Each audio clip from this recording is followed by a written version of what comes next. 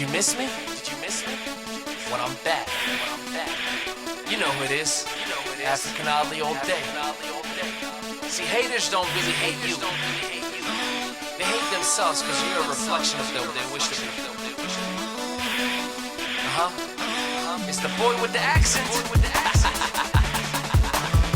I made it to the top, I made it to the top, I made it to the top. I know you're mad you're not. I made it to the top, I made it to the top, I made it to the top, I made it to the top, I made it to the top, I made it to the top, I made it to the top. I know you're mad you're not. I made it to the top, I made it to the top, I made it to the top. I know you're mad you're not. What's up, what it is, what it do? It's your boy Ali here. I know it's been some years, I had to change some gears. I'm back like I never left, champ like Michael Phelps. I had to make some changes, even some big arrangements. Still dedicated to you, still committed to you. You believed all along, you listened to all my songs. You're the reason I'm here, and I am so sincere. Some love to all my fans from the US to Japan. I hope you understand, I want you as a fan. I just wanna represent you the best way that I can, because I know I can. My life really just began. Just wait until you hear what just changed in 1 year.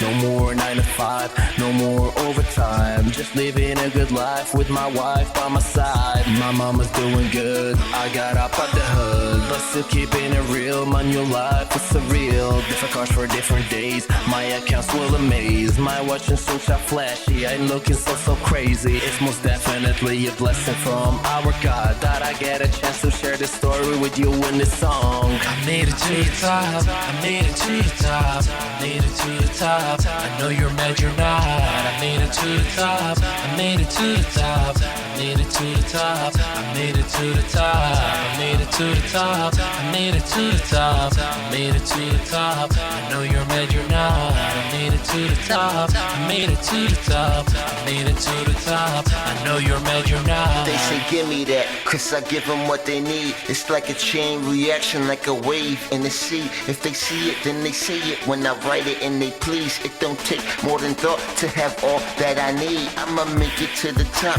don't be mad that you're not. Take your life in your hands and roll and never stop. Your destiny's what you make it, take the chance and make it hot. Cause I did, and I tell you making money can't be topped. Cause they see you and they tell you you getting it. Tell you how they mad cause they hate that they sitting in. Fundamentally there's no obstacles to getting rich. You gotta commit to not being broke and live for this you. And then you fly, rise, glide, glide, rise, glide.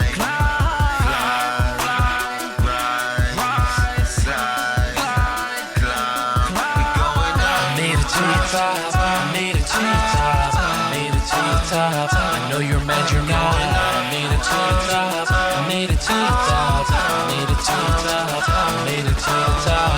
Don't let nobody tell you you can't make it. Don't let nobody tell you you won't make it. Don't let nobody judge you. Don't let nobody take your dreams away from you.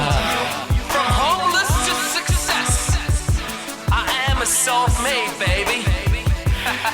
You laughed. You said I couldn't do it.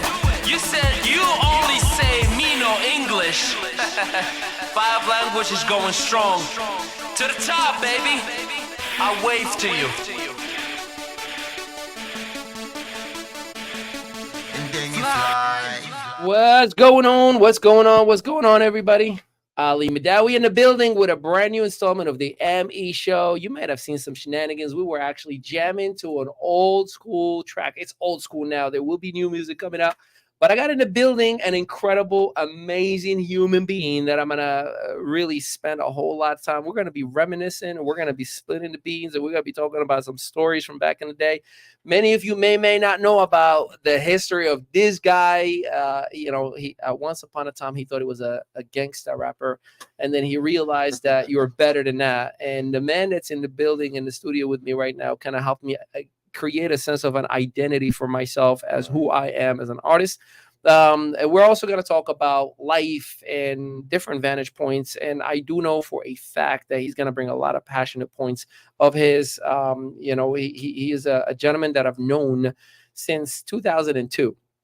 He's a gentleman that I went to high school with. He's a gentleman that I've recorded music with. He's a gentleman that I've seen, and he has seen me become parents, become adults, do life, become entrepreneurs, work hard. He's dabbled in a nonprofit organization side of things. He went to Africa. He's just done a whole lot, and he also brought a guest with him, which we're going to hear about. Because from what I understand, anyone that figures out the entrepreneurial side of things, you're my kind of guy, and you belong in the building. So, ladies and gentlemen, first and foremost, my man, the man, the myth, the legend right here, Ja Beats, aka Josh Stepney, aka my brother from another mother, aka the man who called me African before anybody. Here's the thing, real talk, real talk. This dude right here, straight up, in high school, like randomly, everybody's like, "Hello, Ali," and is like, "Yo, African." I'm like, "What's up with this guy? I always call me African." Like, "How you doing? My name is Ali. What's up, African?"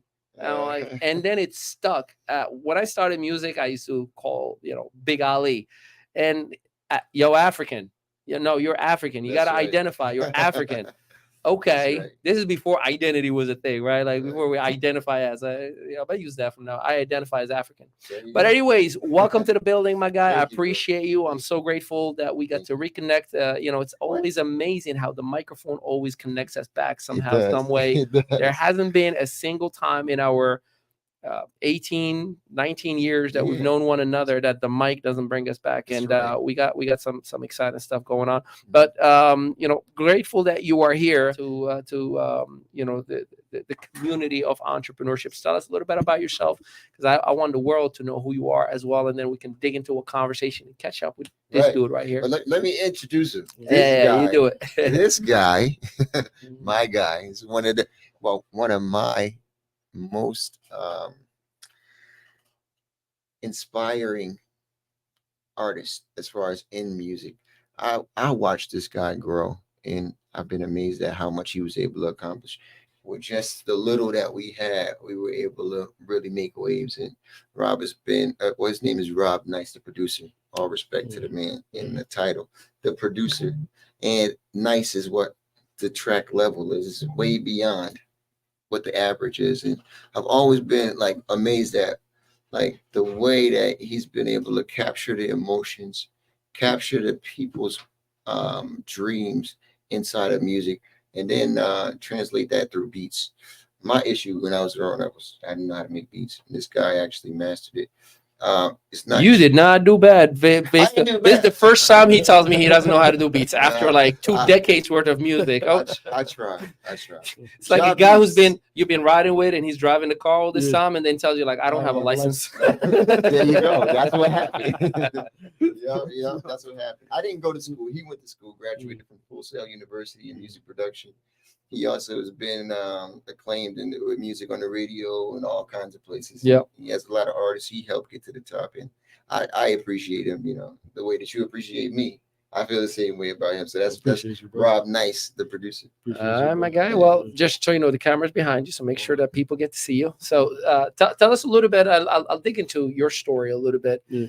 When did this music start? And I know you're an entrepreneur as well, but was the music, like most of us, just like a thing that we felt good about, that we enjoyed? Or was it, hey, I can actually make a living with this thing, and then it evolved into other areys? It kind of started when I was like 2 years old. I used to bebop at the table. 2 years old. I was 2, bebopping at the table. So 17 years ago. Yeah. Well, nah. I was out there, just bebopping at the table. As I got a little bit older, everybody used to be like, "Oh wow, bebop real quick." I used to do like all the beats that was out, like Chicken Head by was it 3-6 Mafia, Missy Elliott, Get Your Freak Going, all these different beats. Everybody come, "Hey yo, kick that beat for me," or Freak by Little Vicious. I would just bebop, and then once I turned probably 13, 14, I used to rap at the high school football games in Virginia, and people used to give me a quarter to rap, like a jukebox. They used to give me a quarter, like, "Yo, little rap for me." I'm like, "You got a quarter?" They're like, "Yeah, they'll give me a quarter." I walk around with a change full of quarters in my pocket just from rapping. And then once I got to high school, my first time ever finding about any type of doll to make beats or anything in was crazy thing is from Josh. Josh Beach is the one that showed me like, oh, this Fruity Loops. Oh yeah, I'm like, okay, Man, Fruity Loops. yeah. That was the thing. So It's FL Studios. so he played the song. He like, listen to this song. It was the stripper song. Oh yeah. Girl, you need this. I'm Yes. like, oh shoot. So I'm listening. I'm like, yo, that joint tough. He was like, yeah. I'm like, what's that? recorded that. Yeah, made what's the that beat. voice in the background? Like, that's me. I'm like, Yeah. so that's the first time I got introduced into Fruity Loops. So I'll say about at the age of 24, my cousins, rest in peace, Haran. My cousins, twins, Haran and Harlan, they've been doing music for a while in South Jersey and Bridgeton. So when I turned 24, I actually ended up moving out there, and I was running their studio. And that's when I really locked in and just started making beats. I went to Full Sail. I actually learned how to record and everything right there in their studio, just from the people that we were around. Like they were bringing in like the younger kids that they were mentoring and stuff like that. They would bring them in. I'll record, engineer, make beats and stuff.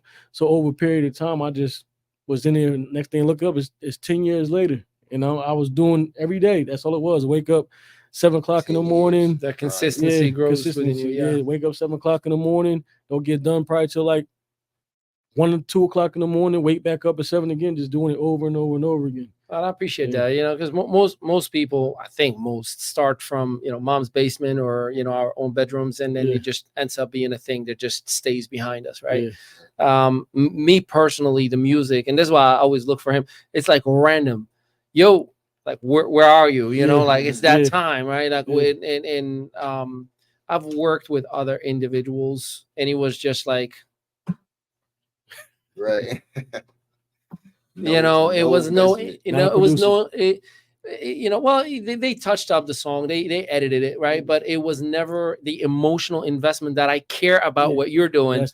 When we got together, and the first track that caught your attention was Africa. Right. I had like a bunch of horribly recorded music, right? Like it was just bad. And he's like, hey man, we gotta have to redo this one right here. This one right here is like this Africa track. I like it. And then I was like, all right, cool. Then he comes back. This is what he's genius. He took the guitar and started just with the guitar itself, and then he flips it and just starts tapping, and that's how the beat was made. Yeah. And then of course he got added with the drums, the hi-hats, ADO. This guy, it was real. And then there was no one, like that was the moment, like, when you get a barber and you're like, yo, you're my barber.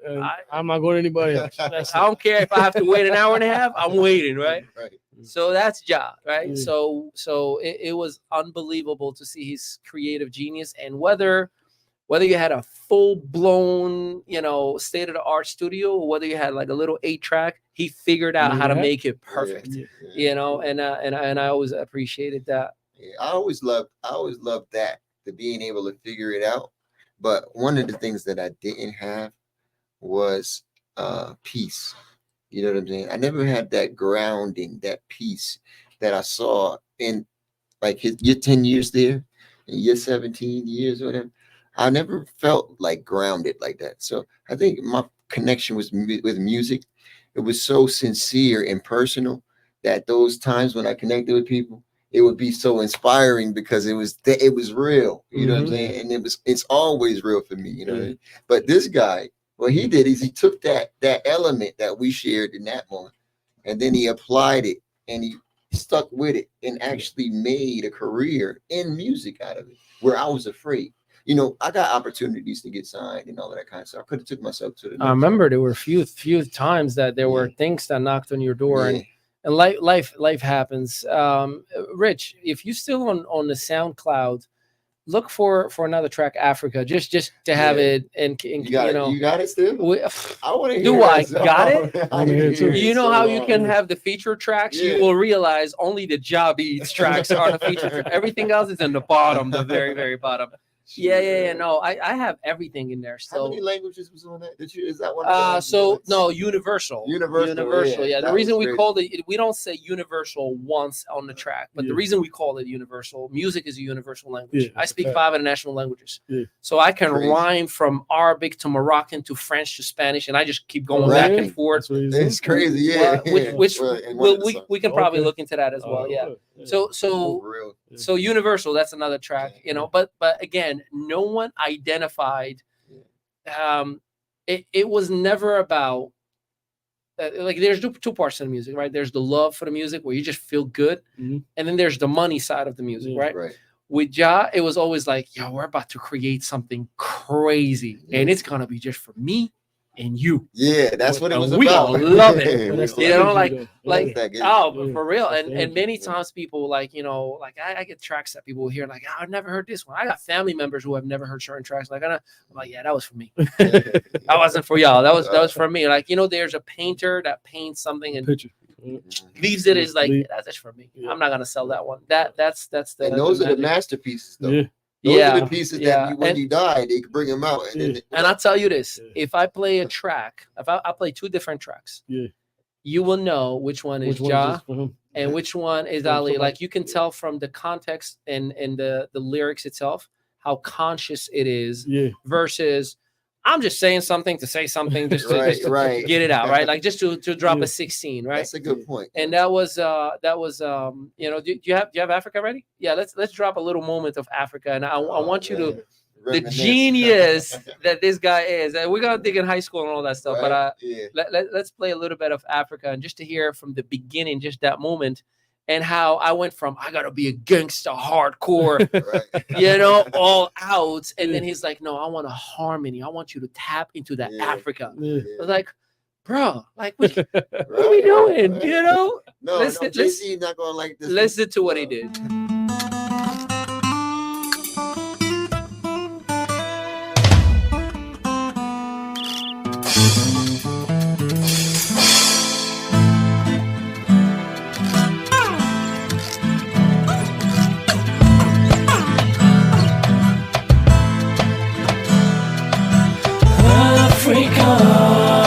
La terre des enfants, la terre des innocents. Africa, mon cœur est avec toi, tout l'honneur est pour toi. Africa, my homeland, where promise never end. They feel bad, but it's their bed. They colonized it back in the day. They have AIDS, people fade, no medicine has been made. And that's the case, they gotta face it. They did it with their own hands. They thought they were so advanced, cause they had powerful guns. They slaved daughters and sons, they took the young and the strong. They left the weak and the old. There was nothing else to hold, no more maps to fold. A whole damn canteen and became a little state. They went all the way up to the Renaissance and went back there. Like era for me, it's like a FIFA, burning me like they used to burn their houses. They put them on a boat like some mouses. Yeah, and I promise you, you'd have a better historic.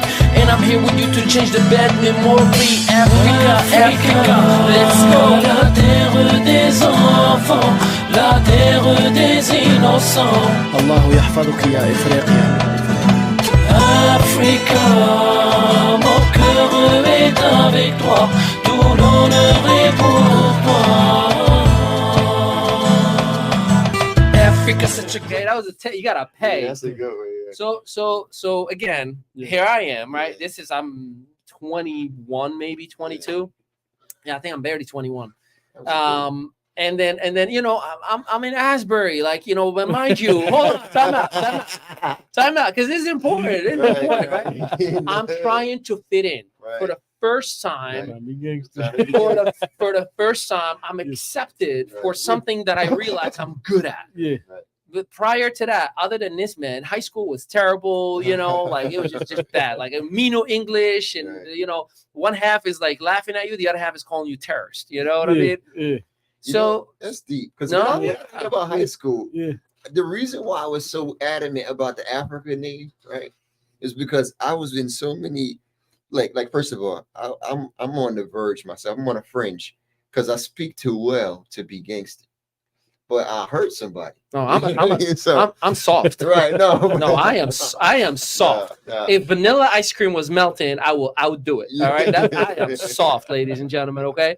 But in that period of time, there's two things. This is just so you know where I connected with him for the very first time. And I don't know if you remember this or not.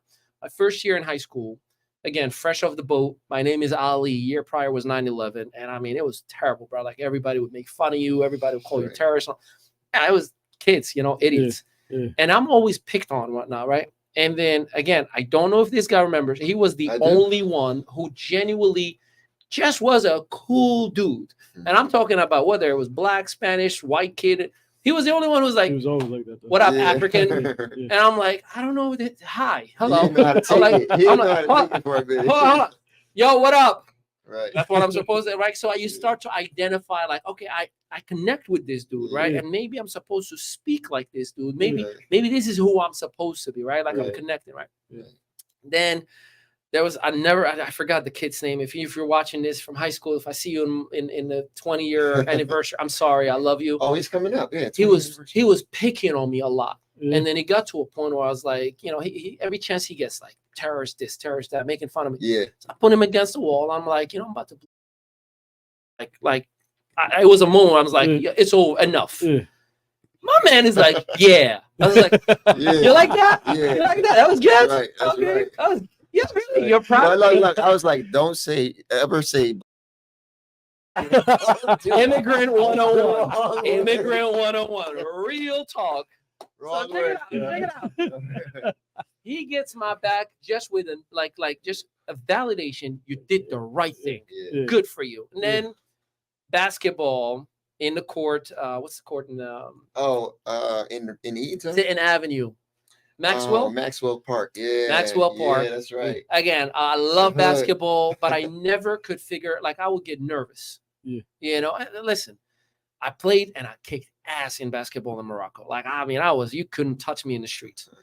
But then that wasn't America. There was no NBA influence, right? Playing with a bunch of kids from Africa, you're going to shine. Yeah.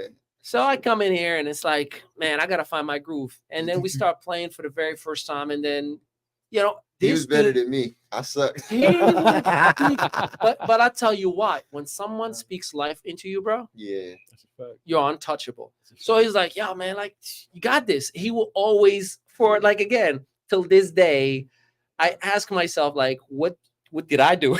Like, in what life did I take care of this dude, right? Yeah. And he will always, like, you know, just give that love, give that positivity. And then all of a sudden, my confidence just grows and grows and grows. Next thing you know, I'm doing end one moves in the court. Real talk. Yeah, he was doing the skip. Real talk. With the basketball in Yeah, his shirt you spinning go- around. yeah. Real talk. Out of nowhere, I'm this confident kid. All of a sudden, I start, like, getting my comfort zone in school. All of a sudden, Ali became Ali, right? Yeah. My confidence was there, and the That's rest deep. is a wrap. That's So, deep, yeah. so Let me tell you why, though. Let me tell you why. Yeah. No, real life.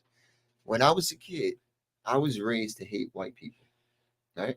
Damn. Now this is the weird part about it. I need details on that. Like, how are you raised to hate white All people? right, listen, the word hate to me, first of all, means it's an extreme separation. I don't want you around me Mm. because I know your intention is to hurt me. Like That was the programming that was the passed on to program. you. That's what I'm trying to say. Yeah. So the idea is like, okay, if somebody tells you they're trying to kill you, you're not going to just be in, right? Exactly.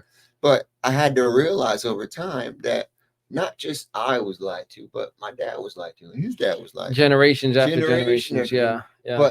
But the danger was real. The danger was real. So in acknowledging that the danger was real, I was taking a stand to say, first of all, you have to be who you are as a person, right? Yeah. And Ali happens to be Moroccan. And at the time, I knew a story about this Moroccan guy who came to America and actually was told that he was white, but he was black, not black, but he was like on his on his registrations, he was told that he had to check white because he's from Northern Africa, which happens to be considered a white Africa. Just so you know, that is a real thing. It's a real truth. So even for me, when I go, like, apply or whatever the case may be, and so I'm like, okay, so I was born in Africa, I have American citizenship, that qualifies me as African American. They're like, no, it doesn't. You have to select other. Right. No, it's so I'm just letting That's you know crazy. that is a fact. It's That's not an anomaly. Like, you Right. are told, like, no, you can't check African American unless you are born black in the United States of America. Isn't that interesting? Yeah. It's deep, Yeah. you know. But let me tell you, he in me meeting him, he was in that place, right? But I wanted to confirm that you are my brother. Yeah. You know what I'm saying? Just like all the other people around, I saw him getting big. But the idea is that he's African. In my heart, I was raised African, and that idea was something that I wanted to promote because I didn't see it as something that he was proud of. So I was like, listen, It was recruiting me. African Ali.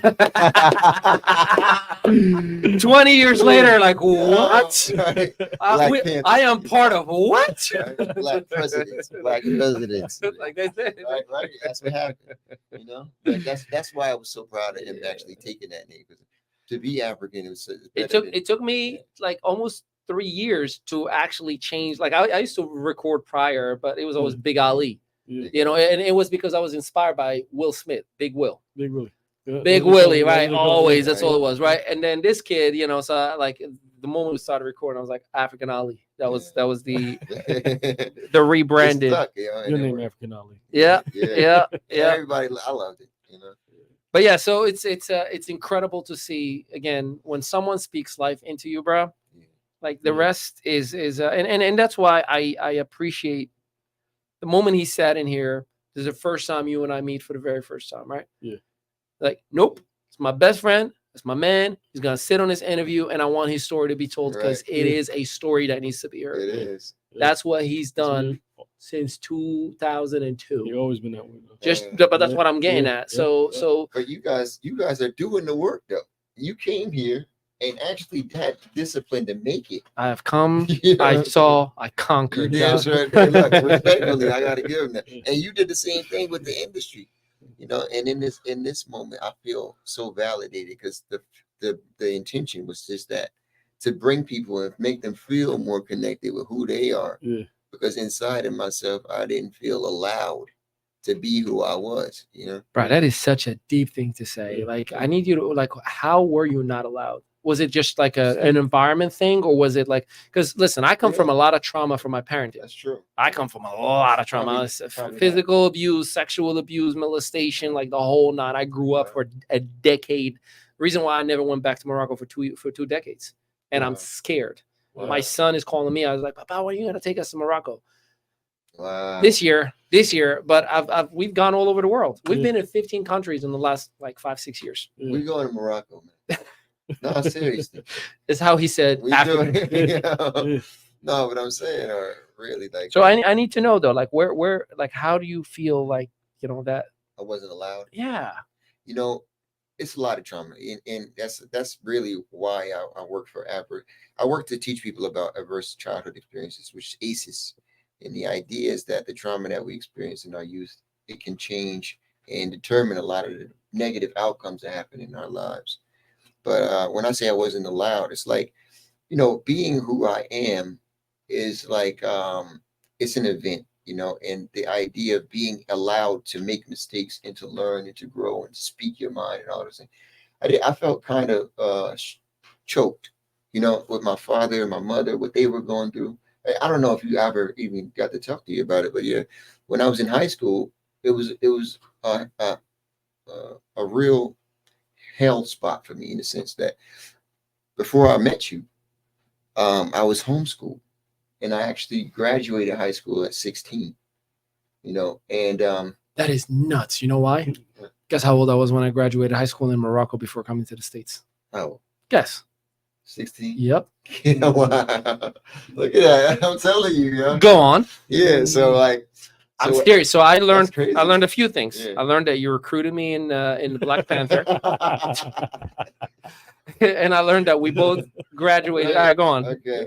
So basically, your name is Josh, right? It's actually no. I was named Yehoshua. That's what I'm saying. no, but seriously though. Help me out here. I was. But here's the thing. So wait.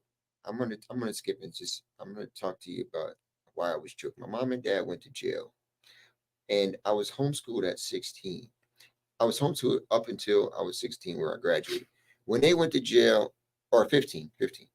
When they went to jail, I ended up getting shipped to Ballou High School in Washington, D.C. Okay. Where I was made to start at 9th grade when I was actually I was finished, you know, so they didn't allow us to test into our proper grade. So I felt like I had to accept that I wasn't going to be where I felt like I was supposed to be. So that in a way kind of choked me, made me feel like I couldn't be, who I was, that being forced to be in high school. But the idea that I was so much like my dad made it worse, because my mom at home felt like that was a negative trait, because she felt like he was responsible for her getting locked up. So they both got locked up. He got locked up first, and then she got locked up. They were accused of stealing money from the state. So it was a whole big drama around him trying to start a youth center in Asbury Park, where there were a lot of people trying to rip him off and take a piece of the pie.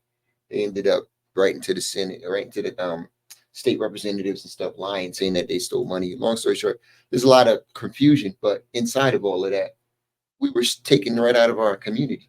So I was raised in music. I was raised in the community where we were. You and your brothers all were raised in music, right? We had a lifestyle of music, and it always, from what I saw as an outside looking in, it was always a way that you guys, that was your escape. Yeah, it is my escape. Yeah, you always had the guitar. Right.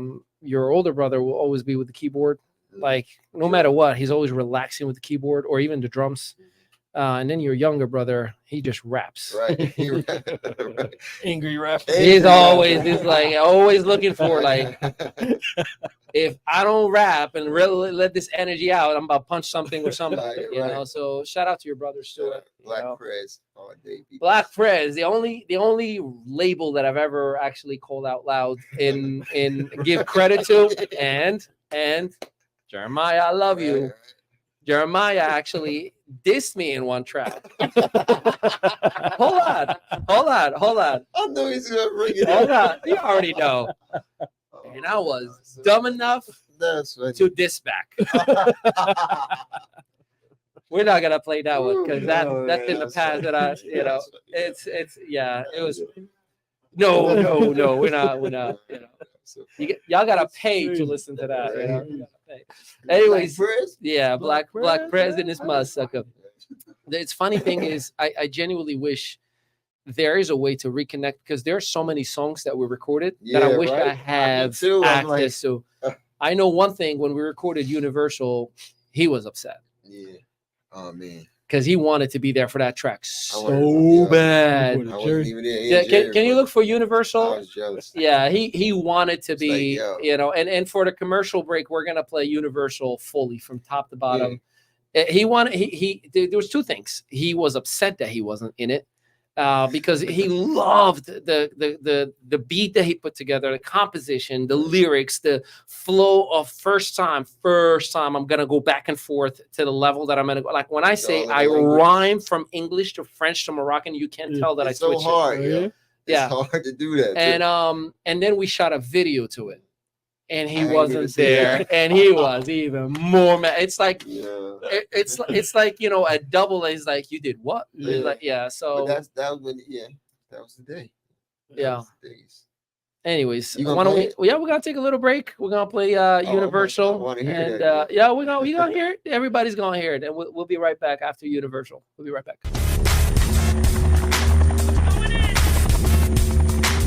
That's right. Coming in. Yeah. I'm back and I'm ready for Joe Crack, ready to dance, ready to lean back. I'm a big fan of old style rapper. Chicken Man is my inspiration. All the shit that he spits without writing a thing. I came with nothing, but I'm realizing something. The dream, the team that we built together. I know it sounds unbelievable, but it's really doable. They made it to the top before me. Remember my name, homie. It's African Ali. It's gonna be flash everywhere in the city, but on TV, in the hood where you come from, to the hood where I come from, nigga. هذه حياتي أعيشها كيف أريد، لا يمكن أن تقول لي كيف أعيشها. This is my life, I live it how I want to. You can tell me where to go or ever tell me what to do. عيش نهار تسمع اخبار بلادي راه كله دوار وكيوريو غير في النوار. في هاد البلاد الغريبه العيشه راها يائسه كيعيطوا ليه بلاد الحلم راه غير نعس وحياتك زبل مرات. ما تنساش منين جيتي وعلى بلادك اللي خليتك. سميتي غادي تكبر مستقبلي غيكون احسن وصحتك غتشوف فيا وتكون وفينا الفن. هذا هو علي احسن رابور عربي والمغرب بلادي راك ديما في بالي. ما عمرني ما ننساك ومعاك ديما فؤادي. سمون باسي تو تي cassé, je dois ramasser ou même rembourser. Je suis seulement en train de me chauffer, je dois gagner mon trophée. C'est moi le futur de ton passé, très loin, tu ne pourrais jamais m'attraper. Tout le monde doit clapper pour le new star. Mghribi, from Morocco to Jersey, never back down for mercy. What's mine is mine and what's yours is still mine. Press is the label, cause press is mad cool. Just the left shoe, when I am the right hand, I'm making a step too. Cause after my first song, I feel like a big dog. At first I thought that it was just for fun, but this shit could be done with a lot of problems. I still can't focus, but don't hate me, it ain't me, it's just me, African Ali. هذه حياتي أعيشها كيف أريد، لا يمكن أن تقول لي كيف أعيشها. This is my life, I live it how I want to. You can't tell me where to go or ever tell me where to go. Gotta get it going, go in, never stop working, move the movement. We like me on the train, you struggle in the rain, the winter in the rain, whatever kind of weather, we got it together. It's about unity now, putting my people down, moving out of the hood. You know we got the goods, from the north to the east, from the west to the south. Y'all know what we about, hip hop don't stop, it comes from the heart. So you never could ever could break us apart, huh? Never. Where you from? Where you at? Now where you going? Now bring it back. Bring it back, baby. Black press, black press, black press. Don't ever forget it, son. We back in the building. I got John Beats and my man Rob Mason. That's right, Rob. Nice, the producer. We gotta switch gear a little bit. By the way, that was universal. You gotta pay for it if you want it, but I hope you enjoyed it. My boy right here actually is an entrepreneur. Tell me a little bit about your power washing business that you just launched. And first of all, how does one just wake up one day and say, "I'm gonna do a power washing business"? I'm gonna talk without saying too much because I got something else in the stash based off. Just of keep why, an eye on that camera. They're looking at you based right off there. of why I started the power washing business. So me and Ja, we had a studio in Asbury. We went in partnership with somebody. It didn't work out. Like I already know how that goes. the way it's supposed to. So I was just trying to figure out, ideas for us to get exactly what we want. So I was like, you know what? It's easy, a little bit easier to start up a power washing business. Like the turnover for everything, like the cost wise and everything is easier to start up. So I went ahead and started the power washing business. I went, bought a truck, bought the power washing stuff, did the whole truck myself. I put the whole rig together, plumbing, hooking the hoses and everything up to the plumbing and all that.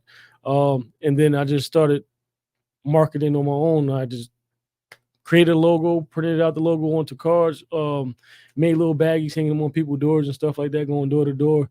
If I see a house that might need power wash, whatever, I just hang the cards and the little baggies on the door and stuff like that. And then next, I just started receiving calls and people asking me for estimates and stuff like that.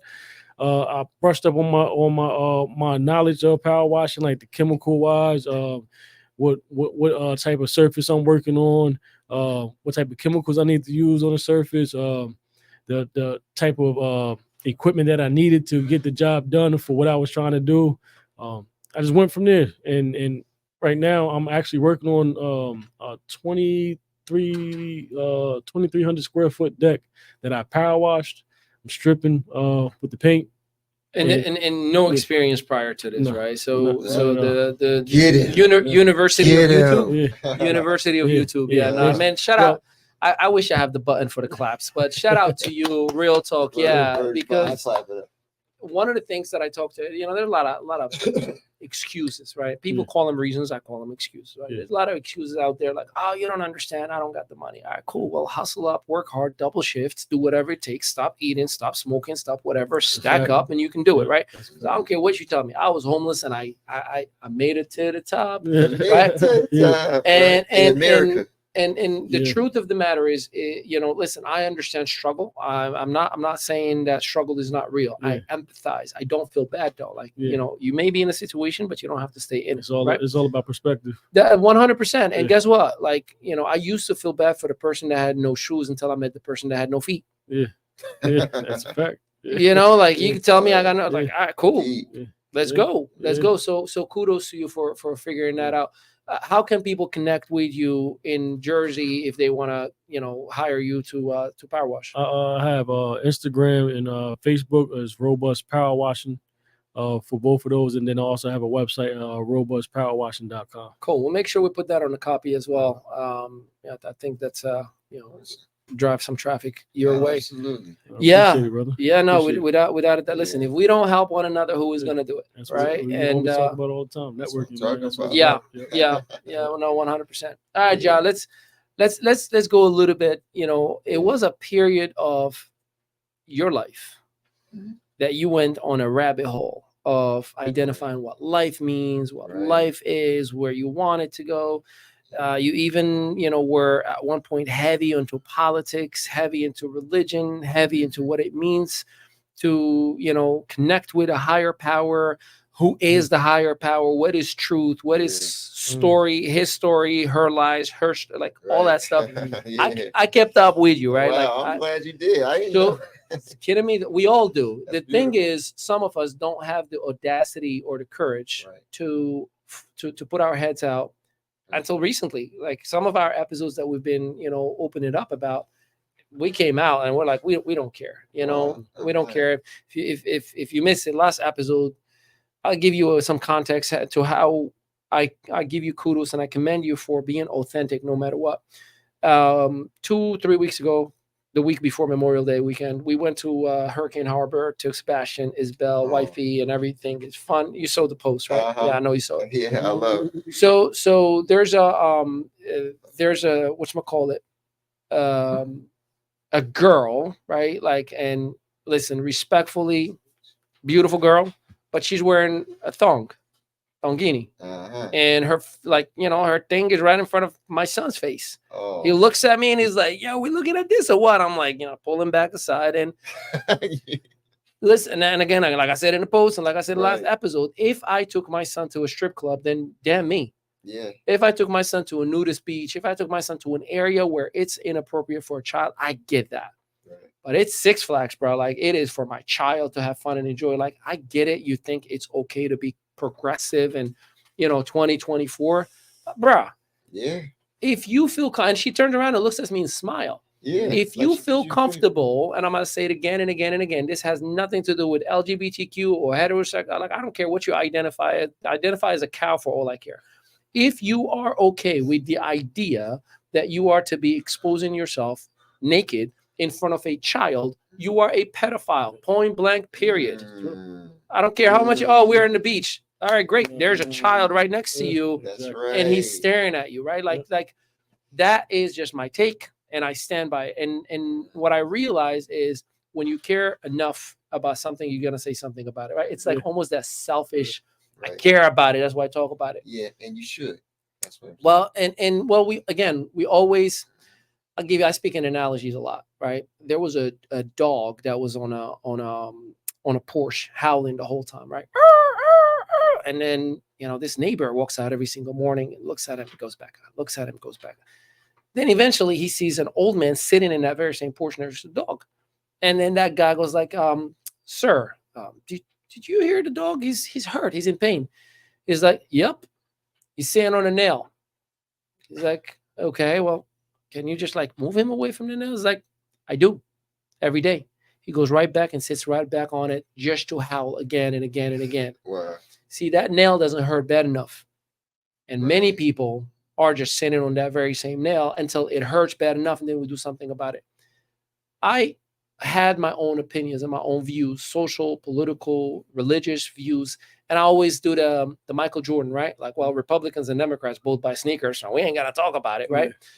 Until I realized for the very first time, like, this hit home. Like, this is my son. And I have personal experience with child abuse, child molestation, all that kind of stuff. So it got me going. Yeah. Like, I wanted to be like, yo, you're a pedophile. Have a good day, man. Mm-hmm. Like, that's how hardcore, I felt about it. So let's go back to Yahweh. Let's go back to Jabez. Let's go back to Josh, right? Yeah. And talk to me about what was going on in that period where, like, what happened that you felt like I got to talk about these things and bring awareness to them.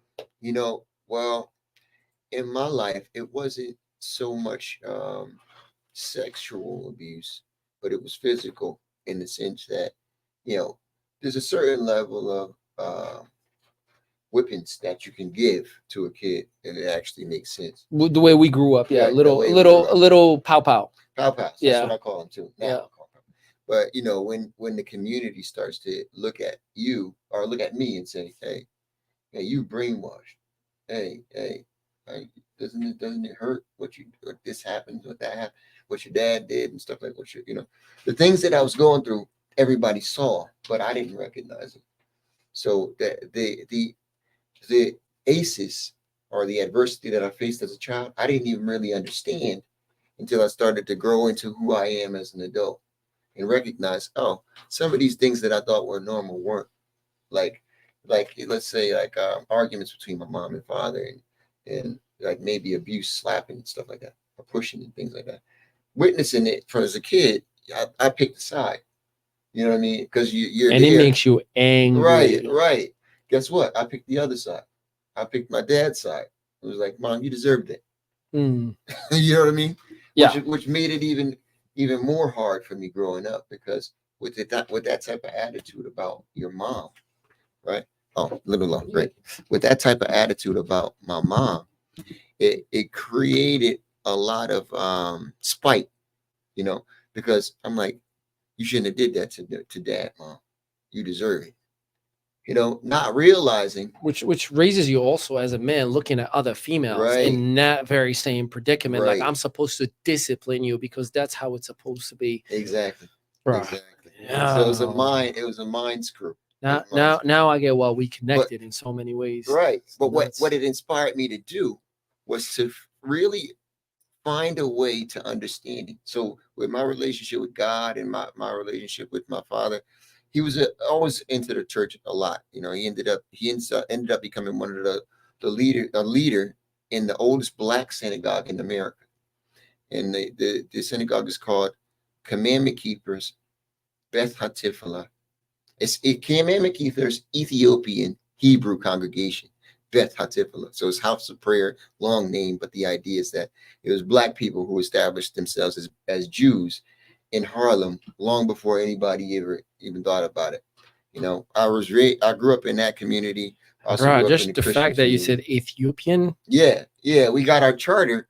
Yeah, we got our charter from the priest. How big is the book? Because that has its own calendar, its own historical figures, Enormous. the oldest cultures, the oldest religions. I mean, you can go That's on right. and on and on and on. It is. It's beautiful, beautiful culture. And the Haile Selassie's priests were the ones who gave us the charter to start our community, because we weren't getting accepted by the white Jews, and we weren't even able to buy our Torah, you know, our scroll, Mhm. you know. So there's a lot. That's a big story. But the idea is that in my youth, I wanted to understand relationships, and God told me that life is the power of relationships and love is its product. So life is growth. Power is the ability to do something in a particular way, right? Relationships are how we work together to get somewhere, right? And love is a unifying force. So when you put them all together, you realize that family is the purpose of life. You know, the idea that two people can come together and create 3 people or 10 people who all are convicted to be with one another, to live for one another, to sacrifice themselves. I wanted to understand what was wrong. Howard with ours. Terrence, you got nothing on job beats, just for the record. He just stole your moments. You got to start talking about molecular activities Right. a little Yeah, bit. it's you coming, know? it's You coming. know, the flower of life is coming up next. Yeah. You know, my journey started there, and adversity that I faced in childhood made me want to understand relationships, which taught me why it was so important to address these issues. God say, why you keep pushing the I know, mic, I know, bro? I know. You know, it's just old school homophobic things. You know, just, Move it. look. That's what I'm saying. The peace that I sought when I created my organization, it stemmed from the peace that I wanted when I was a kid in my house. Mm-hmm. The question that I had as a kid, why are we dealing with these problems? Why are y'all arguing? It lingered in my mind, and I held on to them and demanded an answer from God. When he gave me the answer, which I gave you, I started to give it to my dad, and he said, "Yeah, no, that's not right." I said, "Life is life is about relationships. It's the most important thing." He said, "No," and at that moment, I was like, "Wait, I disagree with you on that." So my brainwashing must have been wearing off or something because I disagreed with everything until that moment because I know God gave it to me. So when you disagree with me, I was like, "Hey, I can't agree with you, even though I disagree with mom, and I agree with you. I can't agree with you here." And that made me start to realize that, hey, we all have our own path. You know, we all have our own journey, and it's through the fire that that power is refined. Our power, our ability to do something is refined when we go through situations where we can't. You know what I mean? Because I want to do it, but I'm not really specific enough. Or I think I can do it, but I don't really believe it's time or whatever. Do you think the whoopings and the aggressive masculinity that you've gotten from your father had to do with siding? Was it more of a fear, or was it just you thinking that this is the righteous person in the relationship that I'm seeing as an example in my life? I'm gonna tell you, I was convinced scientifically. See, because I was homeschooled, so I was forced to learn a particular way. And the way that I was taught was through scientific method. My father was a chemist, so we understood that look, this is the proof. This is how you create proof. This is why something is true. If it doesn't meet this criteria, it's not true. So the kind of program that I went through to make me say, "Hey, mom, you know what? You're wrong."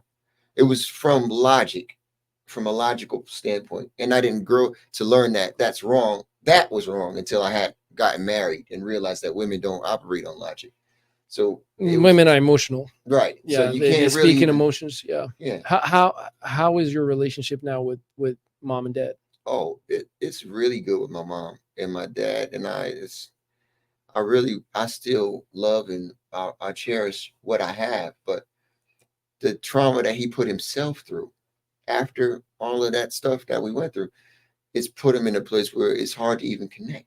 You know, the regret to a certain extent that I could say that I see in him that he speaks about, but for what he did, what he went through, he's saying, "Oh, I was wrong about that, Josh," and this and that, and that. You know, just seeing him going through that, it's created a huge gap between us. But my mom and I've yet to get that from my father. oh, I was wrong. You never admit it. My father, well, I'm not looking for I was wrong, personally, right? Like I'm more looking for Accountability.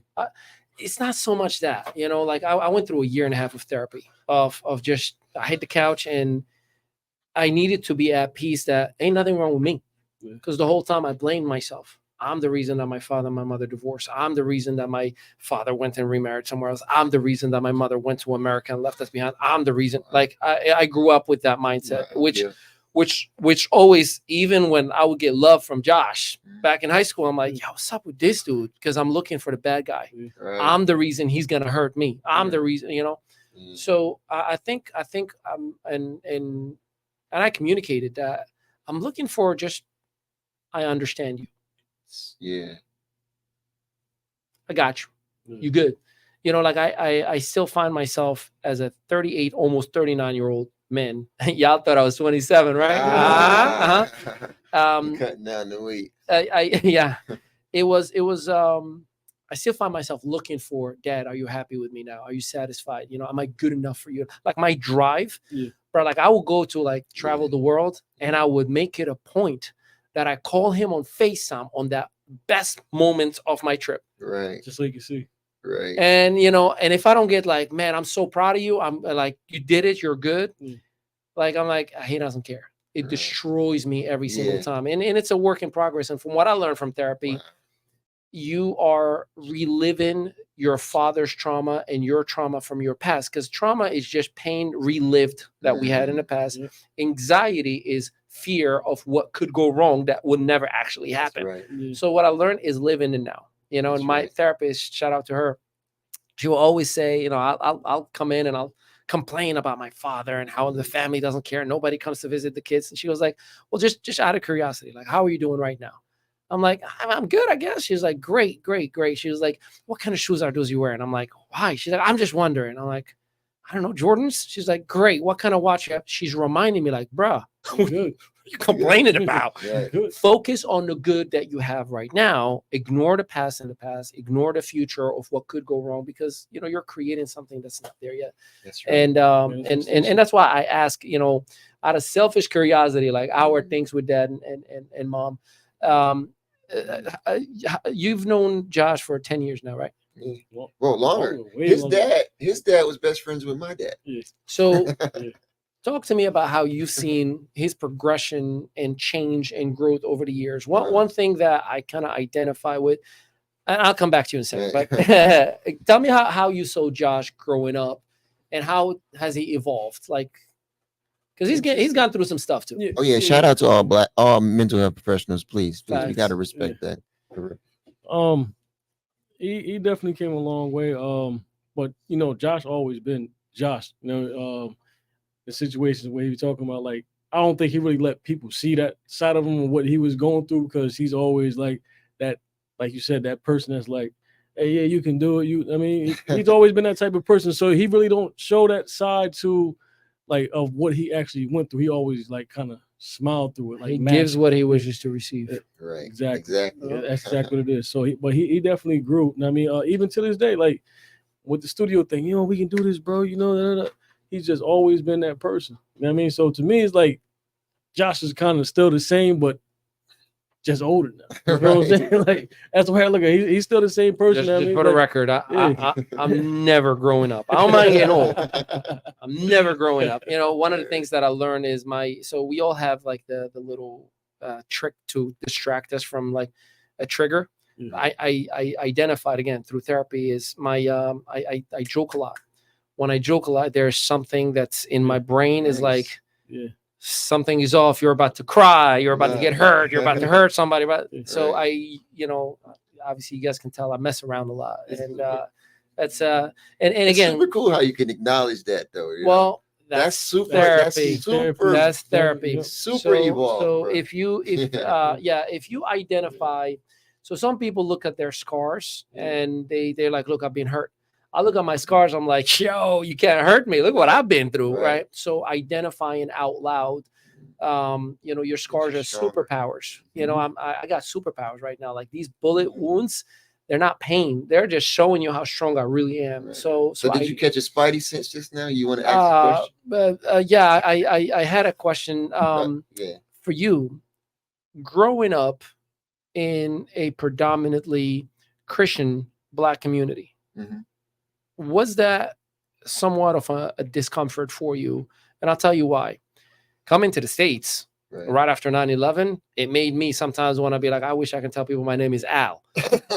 Al, the pizza guy, like drop the I, because it was just uncomfortable because, bro, like, there's, and I think, you walk around and all you're going through your head, like everyone is probably thinking that I got a bomb in my backpack, that I'm some like dirty terrorist that came from a cave somewhere. And it sucks, like it ruins your relationships with other people. Like somebody's coming to say what's up to you and you're like, what's your problem? Like, what do you want? And I could only imagine that's part of a lot of miscommunication in a lot of situations in the United States. We talked about it last episode. The United States is a tribal country.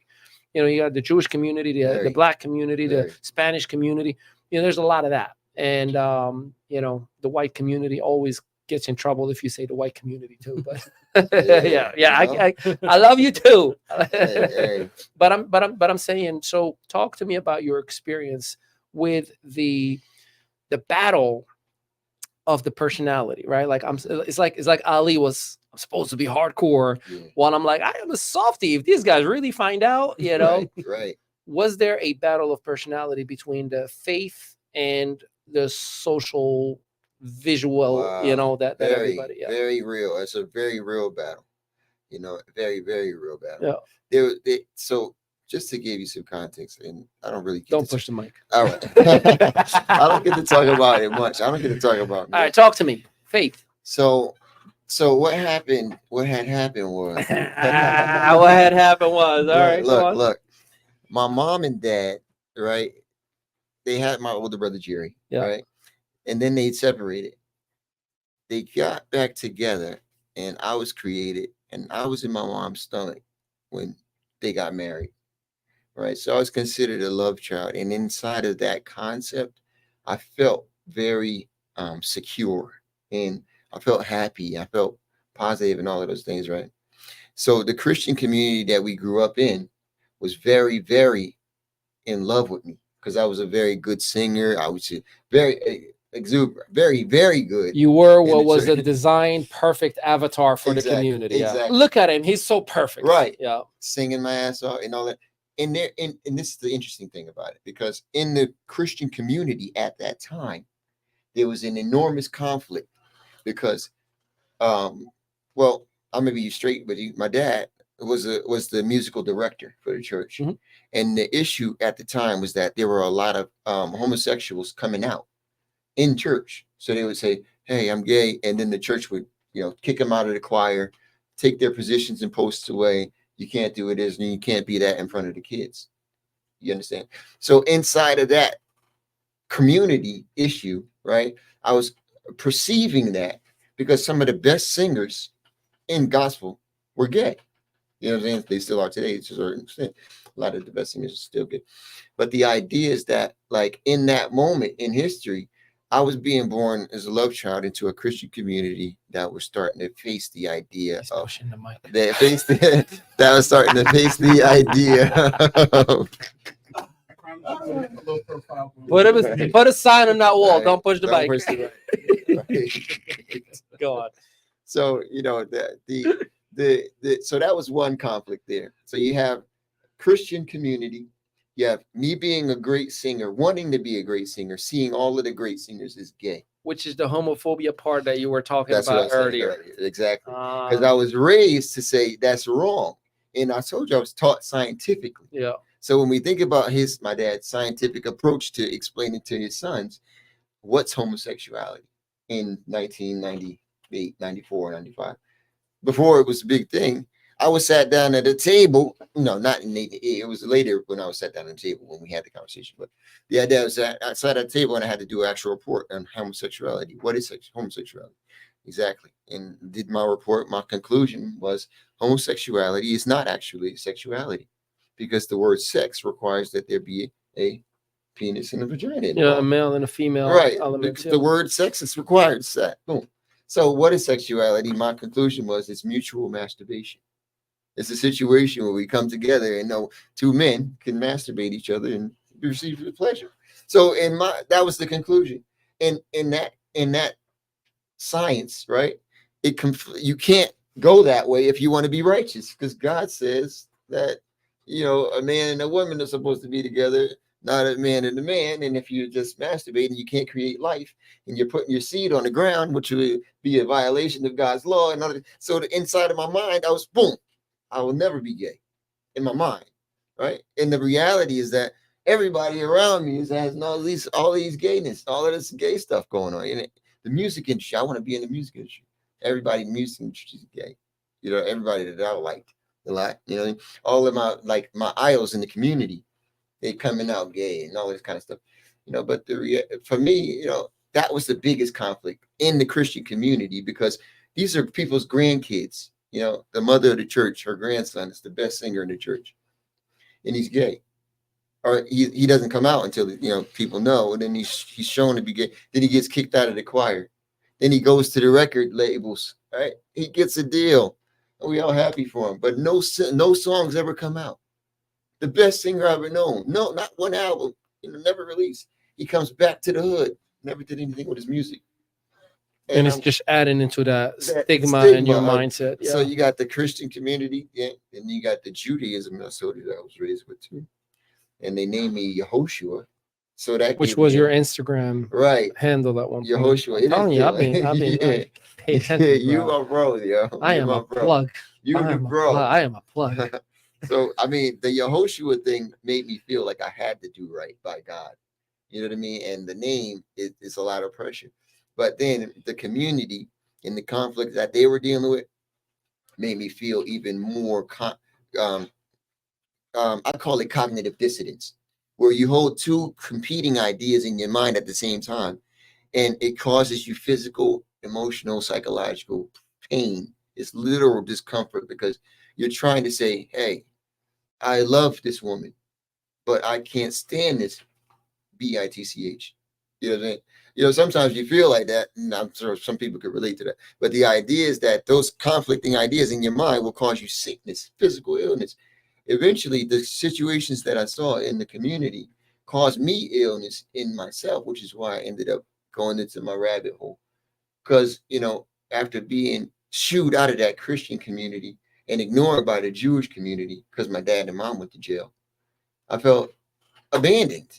You know By what I mean? everything and By everyone. everything. Like all your belief system that's supposed to be there to comfort you is all of a sudden gone. Right. And then you don't ever get it back. See, for me that was family, bro. Right. Like I found myself, and I appreciate that was so generous of you to kind of share with us. I know Rob the whole time he's looking at me, he's like, he's talking about penis and penis. Do not ask me for a follow-up. It's like, Ali, I will get up and leave. You say, what is your perspective on this subject matter, sir? He said no. No, but I'll tell you this. Family for me was always the thing that I felt abandoned by. Right. You know, like it was mom and dad. Then mom goes to America. Then dad and stepmom for a little bit.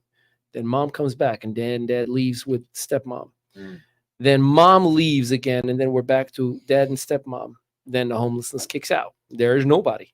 Then we come back to mom and stepdad. And then dad and stepmom are completely disappearing. And then there's confusion and anger of, so, bro, this is when I came to America with that. Forget stability. It's always doing this. Like, who is going to drop me next? Right. Who's telling me that I love you, but I'm just going to use you and abuse you and get rid of you? Like, and it was so bad, bro. Like, I almost ruined my relationship with my wife. Wow. Like, for the little thing, I'm like, I will look at her and be like, go on. You're going to leave like everybody else. Might as well just pick up and go. Right. Wow. Over, do you want eggs or tuna? You know, it would be that bad, right? So I appreciate the way you broke it down, and it's interesting. Rob, the household growing up, does it have an impact on who you are today? Was there any void? Was there anything that you feel like, you know what, it doesn't matter the household, you can make it the way you see it fit, or like, and I'm not saying just for you as your own hero, but just as a general, what is your perspective on that? My perspective on that is basically when I grew up, my my pops wasn't really around or anything like that. Sometimes he'll come pick me up, whatever. But I had this thing where I always wanted my parents to be together. Yeah. Like I always looked up to my dad. Then as I got older, I started seeing certain things. So like I said, he wasn't around like talking about it. And then my mom, she was always working. So in my household, we kind of like raised ourselves to an extent, you know? So it's like, I basically was just winging it. So I learned how to do certain things like cook, because I had to cook for myself, basically. Sports kind of kept me like disciplined in a way, you feel what I'm saying? But mainly was like the things that I went through. Now, when I look back at it now, it's like, I use that as a stepping stone. Like my pops wasn't around. So for my kids, I have custody of my older two kids. And I just had another child with his sister, which is my fiance. So, and I'm more of a, like, okay, this didn't happen for me as a child. So I know what it feels like for a father to not be there. Right. So I'm using the negative that I've seen in the situation, the opportunity within the obstacle, and turn it to a positive. Yeah. I'm never going to abandon my kids. I'm never going to just, not see them, not be around them, not get to know them. So they still gonna learn how to cook, though. Yeah, exactly. They're still gonna learn how to cook because I cook. So I teach them what I know at the same time. Like right now, I got the power washing company. I take my son with me, and showing them, like when I get in the car, I'm like, look, 2.5 hours, I just made $850. That's basically like almost a week's salary of what I would make at a regular job. I just made that in 2.5 hours. I was like, because my son, he wanted to take the wrong route, try to be out in the streets and doing other stuff he's not supposed to be doing. So I'm trying to teach him, like, look, it's ways to live that type of lifestyle without actually having to do negative. You can do positive by I'm Take the showing- same I'm- exact energy to yeah, do take the this. same Yeah, exact yeah. energy, just putting something out. So like I said, basically all it is just me. What I didn't experience as a child growing up, like that's support, because I went to 5 different high schools because my mom would send me to my dad because I was acting up. I was partly acting up because my parents weren't together. You feel what I'm saying? And when I was with my dad for a little bit of time, my dad was abusive. You feel what I'm saying? So I learned from that situation too. Like I'm not going to physically discipline my kids. You feel what I'm saying? I come up with alternative ways, like put them on punishment, talk to them why I'm doing it. You feel what I'm saying? And Thank God we got yeah. tablets. I take that sucker away, and it's Phones, like, whatever. hit me, Yeah. hit me, and give me my tablet. That's more torture than Nope. anything. It is. Your Turn off the iPhone, Wi-Fi. yup. You know, like it's lagging. But that's basically all. Is just learning off of the experience that I've been through. Like I look at the negatives and try to turn it to a positive. As of right now, when I'm doing with my life and with my kids and my family. Yeah, no, major kudos to you I on like that. that. Yeah. Well, when we look for it, there's a track called Los Angel. It's a track that I'm proud of that I did without my man, but I actually channeled the idea of if Ja was here, what kind of track would I be writing? And again, I will forever tell you this, man. Like even you can go through every song, and just by understanding this one thing, Ja has made me a conscious. Like he would say, "Don't waste your lyrics." That's right. You know, like I would try to do like the cars and like the women and Everybody doing it. there was one but at one point, look, the early 2000s. Yeah, that's all it was. That's all it was. That's all it was, right? Like, what are you looking Yeah. at? Jay-Z, Yeah. 50 Cent, and that's all it was, right? Money, cars, And- clothes, money, cars. clothes. Yep, that's all it was the whole time. But in that period, he has taught me like you don't have to be anybody else. You don't have to copy him or her. You don't have to, You're know, good like enough, Ali. it was. So another thing to touch on, I think what it is that, like you was mentioning, like when you saying like when you went to Asbury, you felt as though you had to be a certain way. Well, I think that's the way society, like with social media and everybody, when they're looking at those things, Yeah. they feel as though it's real. Like that's. Oh no, I learned the hard way. I almost got killed, and I was like, nope, But never like doing that they again. feel as though like that's the lifestyle that they want. I'll tell you two things. This is Confessions of Ali Mehdaoui. This is exclusive. I've never opened up about this. It's 2 things, right? So my mother just got a Ford Explorer. It was 2006, bro. Like brand new. You know, the Explorer at that time was hot. Yeah. Black rims, Big one. black window. I Yeah. mean, if you had it, you had it, right? This Yeah. dude, we were working in TGI Fridays. He's like, yo, bro, like, can you do me a solid? Like, I just got to go to Asbury Park. I got to pick up something for my boy. You know code what that means. Now, I don't know that, right? I'm like, yeah, you already know, bro. I'm like, oh, I got you, man. I'm going to get the Explorer. We going to Asbury. We going to get the Explorer. So again, this just to tell you how soft and no gangster in this guy at all, right? So I'm like sitting, like we just getting. I'm like, you want to park here? It's like, yeah, just I'll be right back. I'm like, right here. I'm like, yeah. This is at 1 o'clock in the morning. I'm like, yeah, I'll be right here in Asbury, and I'm talking about like in Asbury Avenue. think what's no Springwood worse. Avenue. DeWitt. No, Spring. What is it called? It's Lake Ave. Lake Avenue. Lake Avenue. Yeah, Not Springwood not now. the new Lake Avenue the way it's built Yeah, right now. the Springwood, No. Lake Ave. Back in the day, right? Yeah. Like the Oh, one Lake Ave. one-way street, right? The zombies. So he's like, just wait right here. I'll be Well, right he back. probably talking about one way. That's Washington. Oh wait, yeah. It's all rebuilt now. They have brand new construction in there. Like it's Wow. so I'm parked in there, and I'm like, all right, cool. I'm gonna wait for him. Next thing you know, you can see like you feel something is going on, and all I see, the guy is running, yo, and I'm like, No. what's up? They're like, yo, turn it on. I What? was like, yeah, okay. I'm like, I don't know what's going on. Next thing you know, he's just like, yo, roll. We start rolling, and then I'm being chased in Asbury. I'm like, not realizing what the hell's going on. I'm like, what's up? He's like, no, they're trying to jump me, bro. Let's go. So we get out of there. Like, That's it's not. crazy. Now, here's where it got crazy. Here's where it got crazy. The next day, this like, look, you get away and you think you got a story to tell in the morning. Ford Explorer. I am the Ford Explorer. Yeah. I'm in TGI Fridays, bro. Like Yeah. I'm working in the kitchen, in the kitchen. Shout out to Mark Samuels. Like he's got a Jamaican joint in Main Street right now, Mark's Place. Oh, yeah. Pepe. I mean, I can Love go Mark's like Place. the whole, the whole crew lived in Asbury. Okay. I mean, again, I had my moment. Like, I'm like, yo, these are my people. And the first thing I'm coming in at 5, yo, what's up? Were you in Asbury last night? It's literally what I'm told. Like, no. why? And I'm looking for the dude because he worked with us. Yeah. He's locked up. Oh wow. He went to get drugs or whatever because he knew he was going to get locked up. So he needed to just figure out a way to get drugs in to make his way in there, right? So I'm like, yeah, what's up? He's like, yo, they're looking for you. I'm like, they who? Police. No, it wasn't the police. He lived there. And they started talking, yo, this kid who works in TGI Fridays, the guy that was running into my car, and he ran with this kid with the Ford Explorer, and they're looking for a kid with the Ford, looking for me. Bruh, I went from like, you know, like wait, I'm coming in at 5 o'clock. I'm thinking I'm going to be like, you know, I'm walking with a limp. I'm like, yo, let me tell you what happened last night. Here's how we went, right? Mark, please, man. Please tell him that it's not me, man. Please, man.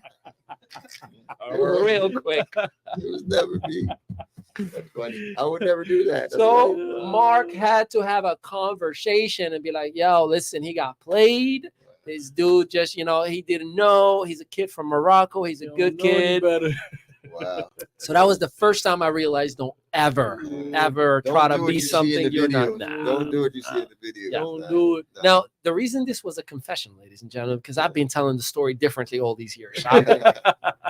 Yeah. Let me tell you what happened back in 2004.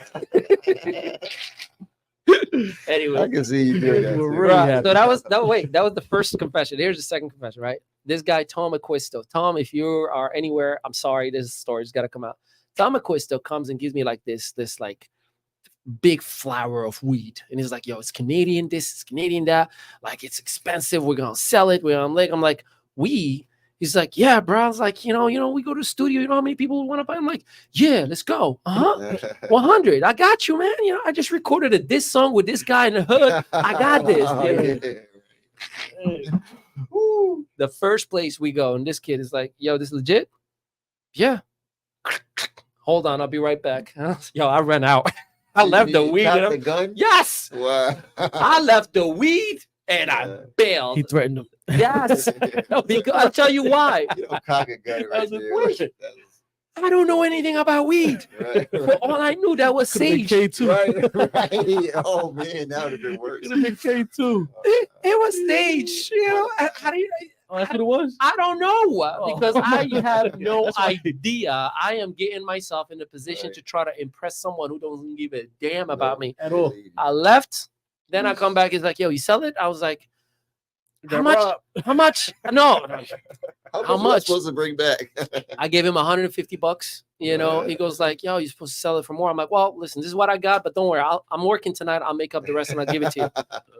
Yeah, That's yeah. so So wild. that was the 2 moments in my United States of America experience that I thought I was an OG, and I realized I'm just an oh my god. There's an OMG in there. There's no OG. There's OMG. All right, let's listen to that track, and we'll be right back after the break. Wanna reach for the night. Yeah. I wanna put my hands in the sky. You get to a point Dancing on the beat. I wanna feel where you realize you just gotta humble yourself and say it like it is. I'm gonna fly. Let's go. So sick and tired of everybody get off my face. You ain't worth walking on my shoes or tying my shoelace. You ain't go through half of the things I did to take a taste. I'm a messer off of becoming bullets. Scarface, look on my face, stare at my eyes, you know why.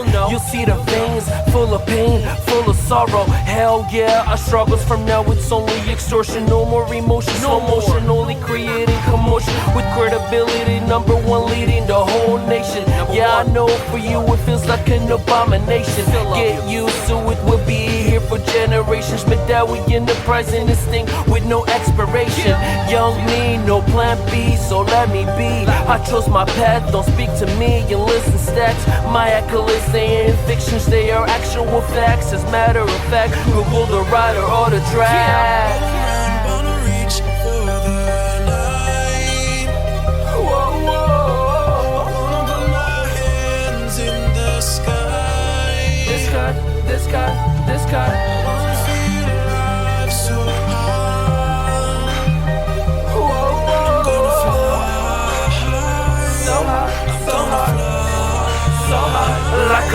angel. What more do you want me to do? What else do you want me to say? It took me 12 years to become the Da Vinci of the day. Renaissance man, created my own plan. Incredible with a pen, cheering for myself, yeah, I'm a fan. I challenge society, defeated mortality, constantly changing his story. Truly I am a mystery. God sent fragrant, spiritual, militant, but never belligerent. I always be an immigrant. Only God knows where I'm from, yeah, that's my father. And only she knows what I do, yup, that's my mother. Forgive me, Lord, I know I ain't living right. I ain't doing this for attention. This is truly a confession. Grateful for all the concession. My life has been a blessing. Have to correct my weak action. Passover, 7th-day prayer time. Tired enough for rain, whatever it takes to honor your name. Abu G, harmony until the end.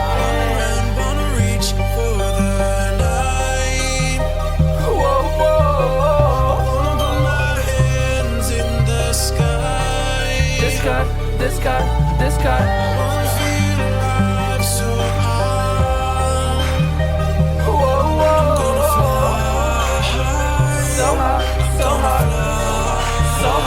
Like a lost angel. So this is it. That was my testimony. The secret or the glory. Message to the phony. My will isn't money, but clues within his story. Wisdom is mandatory. Humility is obligatory. Purpose of the stories wake you up from the maze. Get you to embrace reality of the age. So ask questions and engage. Perception isn't the reality. The truth has been right there in your face.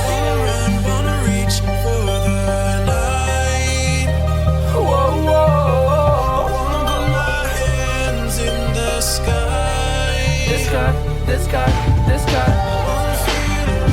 So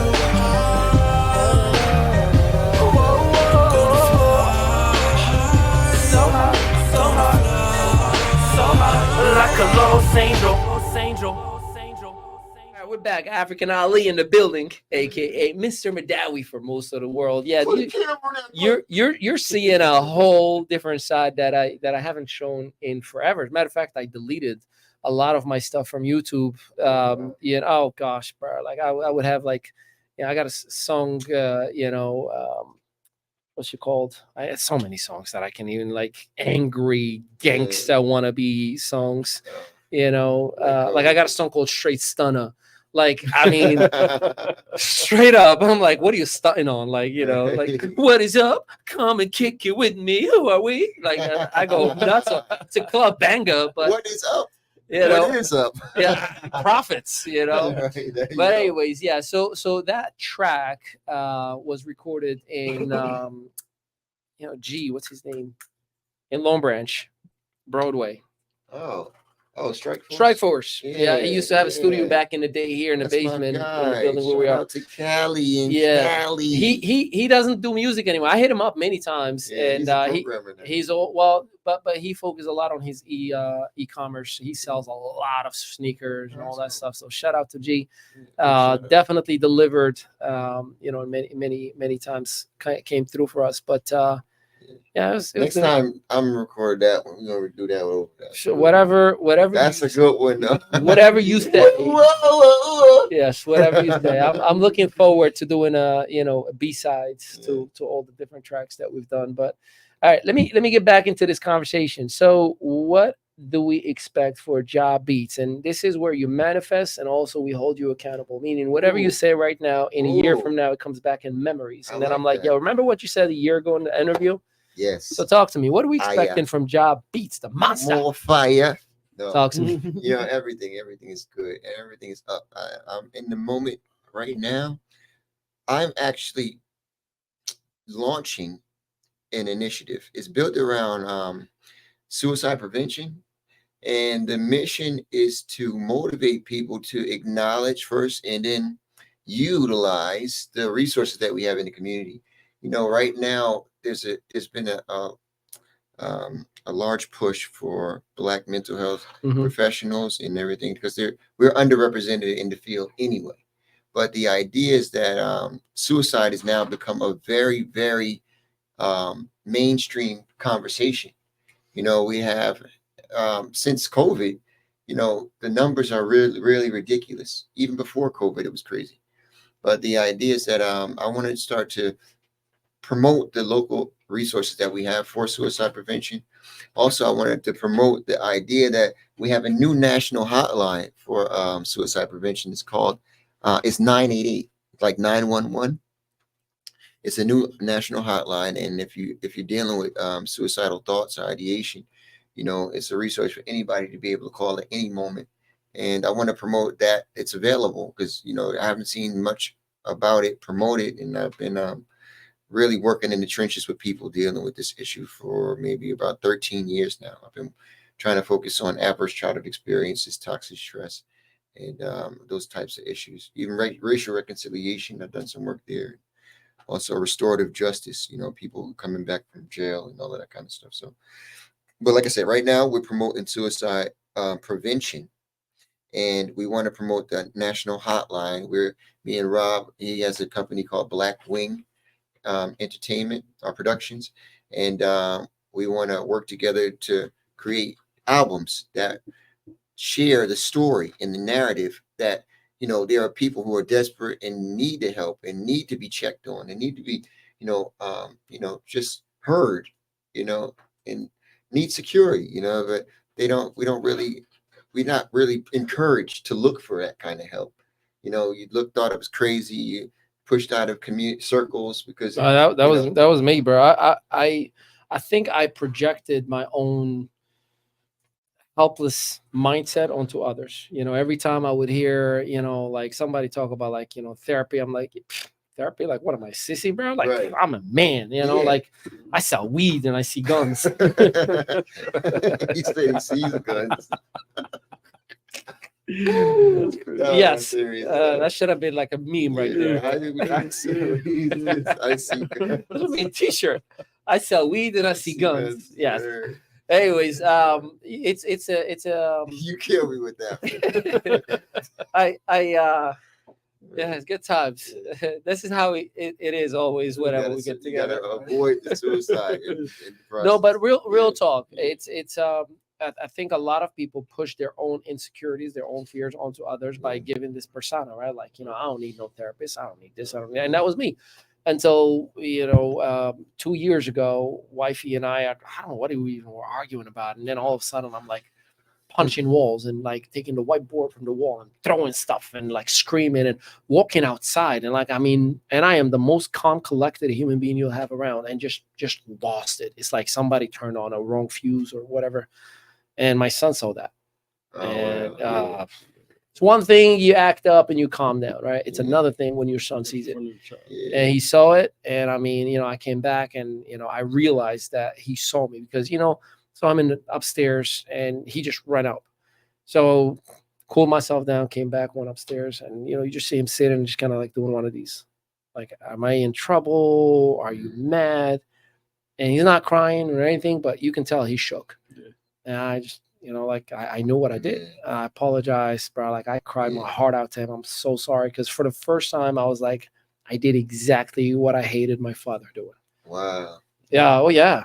Sometimes that was exactly like that. Reminded me how I used to be when I saw my father and my mother fighting or whatever the case may be. Like, I'm like, am I in trouble? Am I to get hit? And that was literally the day I picked up the phone. Hey, Doc.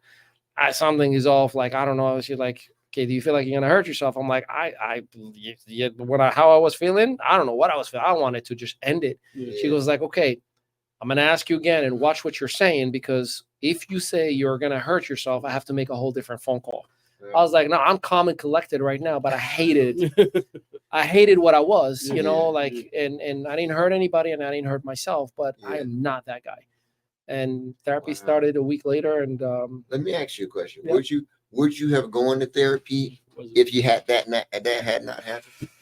I always knew that something was off and I wanted to talk to somebody. The thing is that always stopped me. So you're 90% I wanted to, right?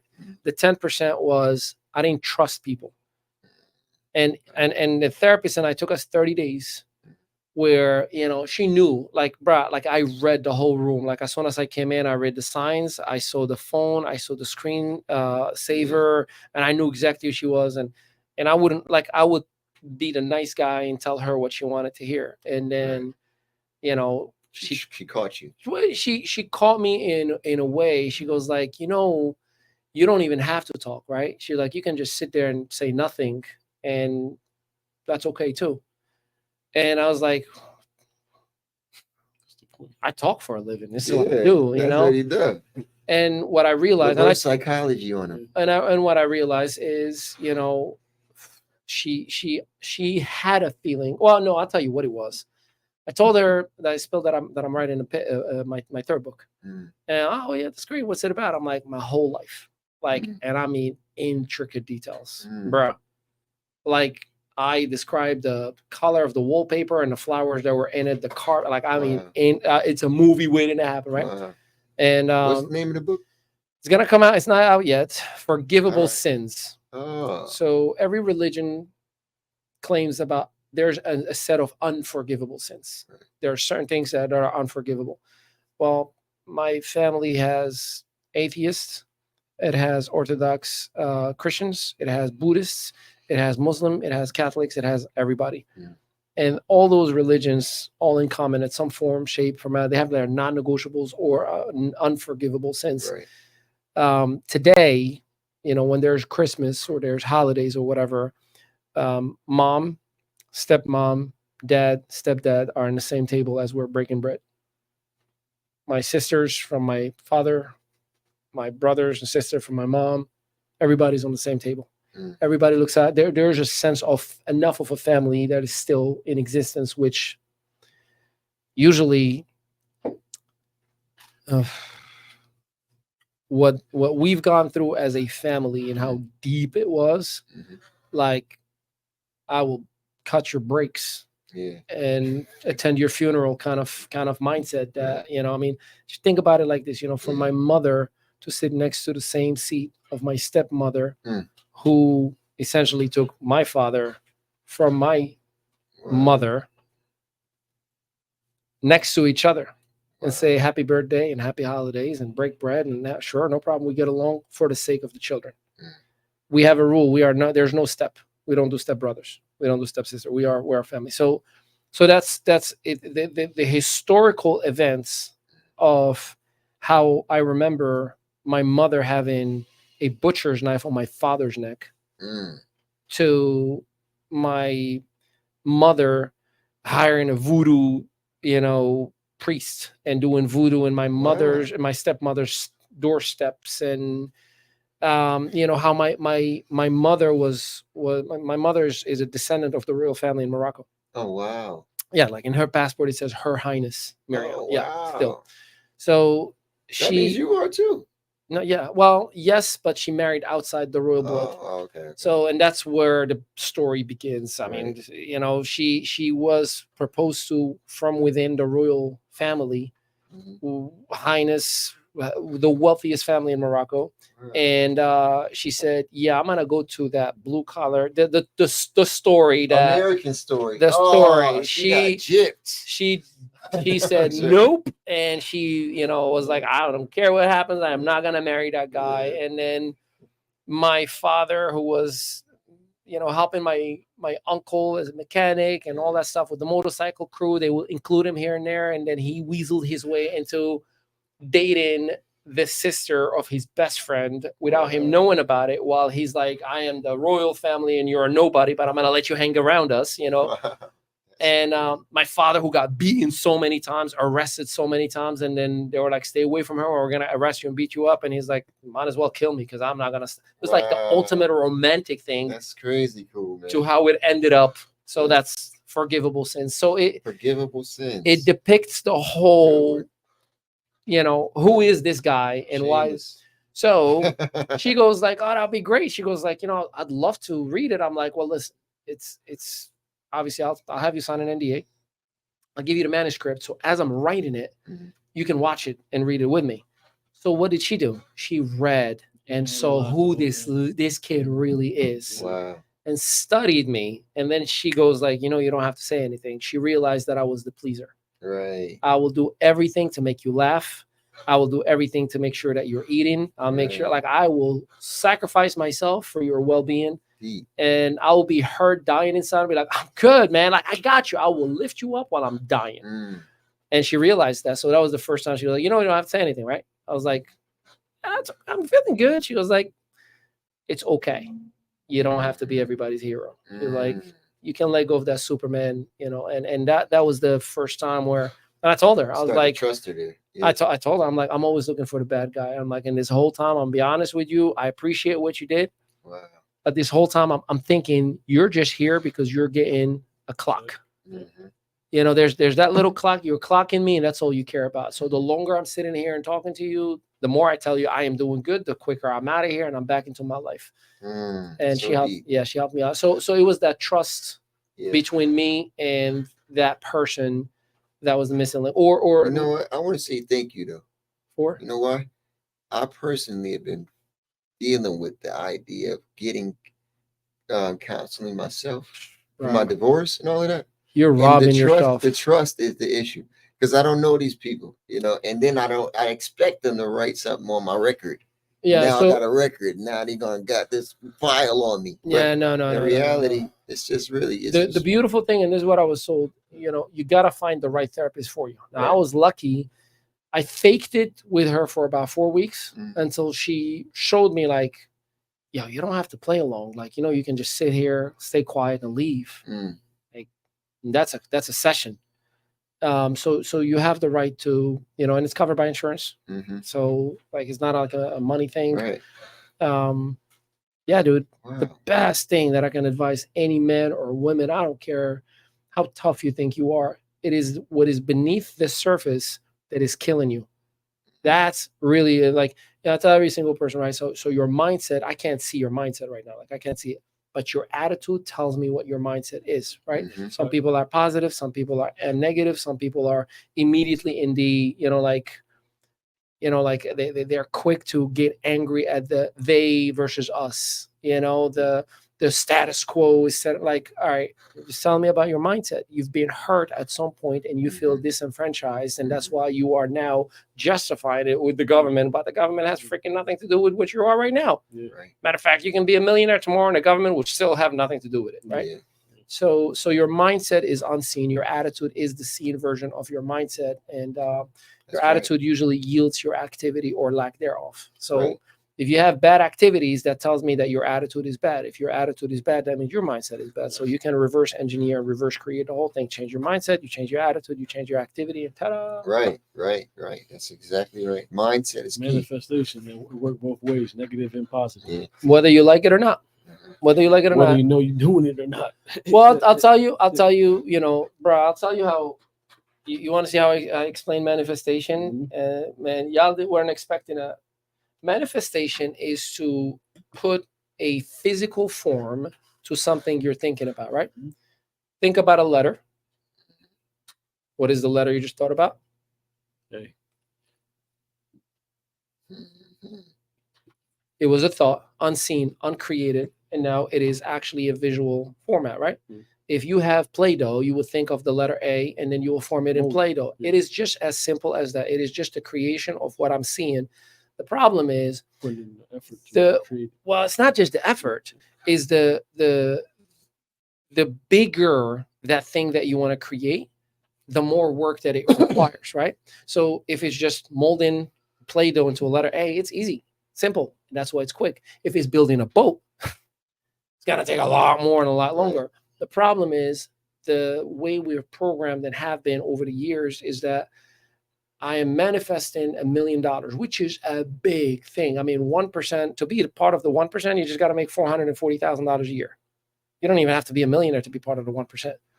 But people go from $70,000, $80,000 a year to want to make $1 million. And they're like, it's supposed to be easy. No, it's not. It's supposed to be the hardest thing that you will ever go through. It's challenge. It's called a character building circumstance.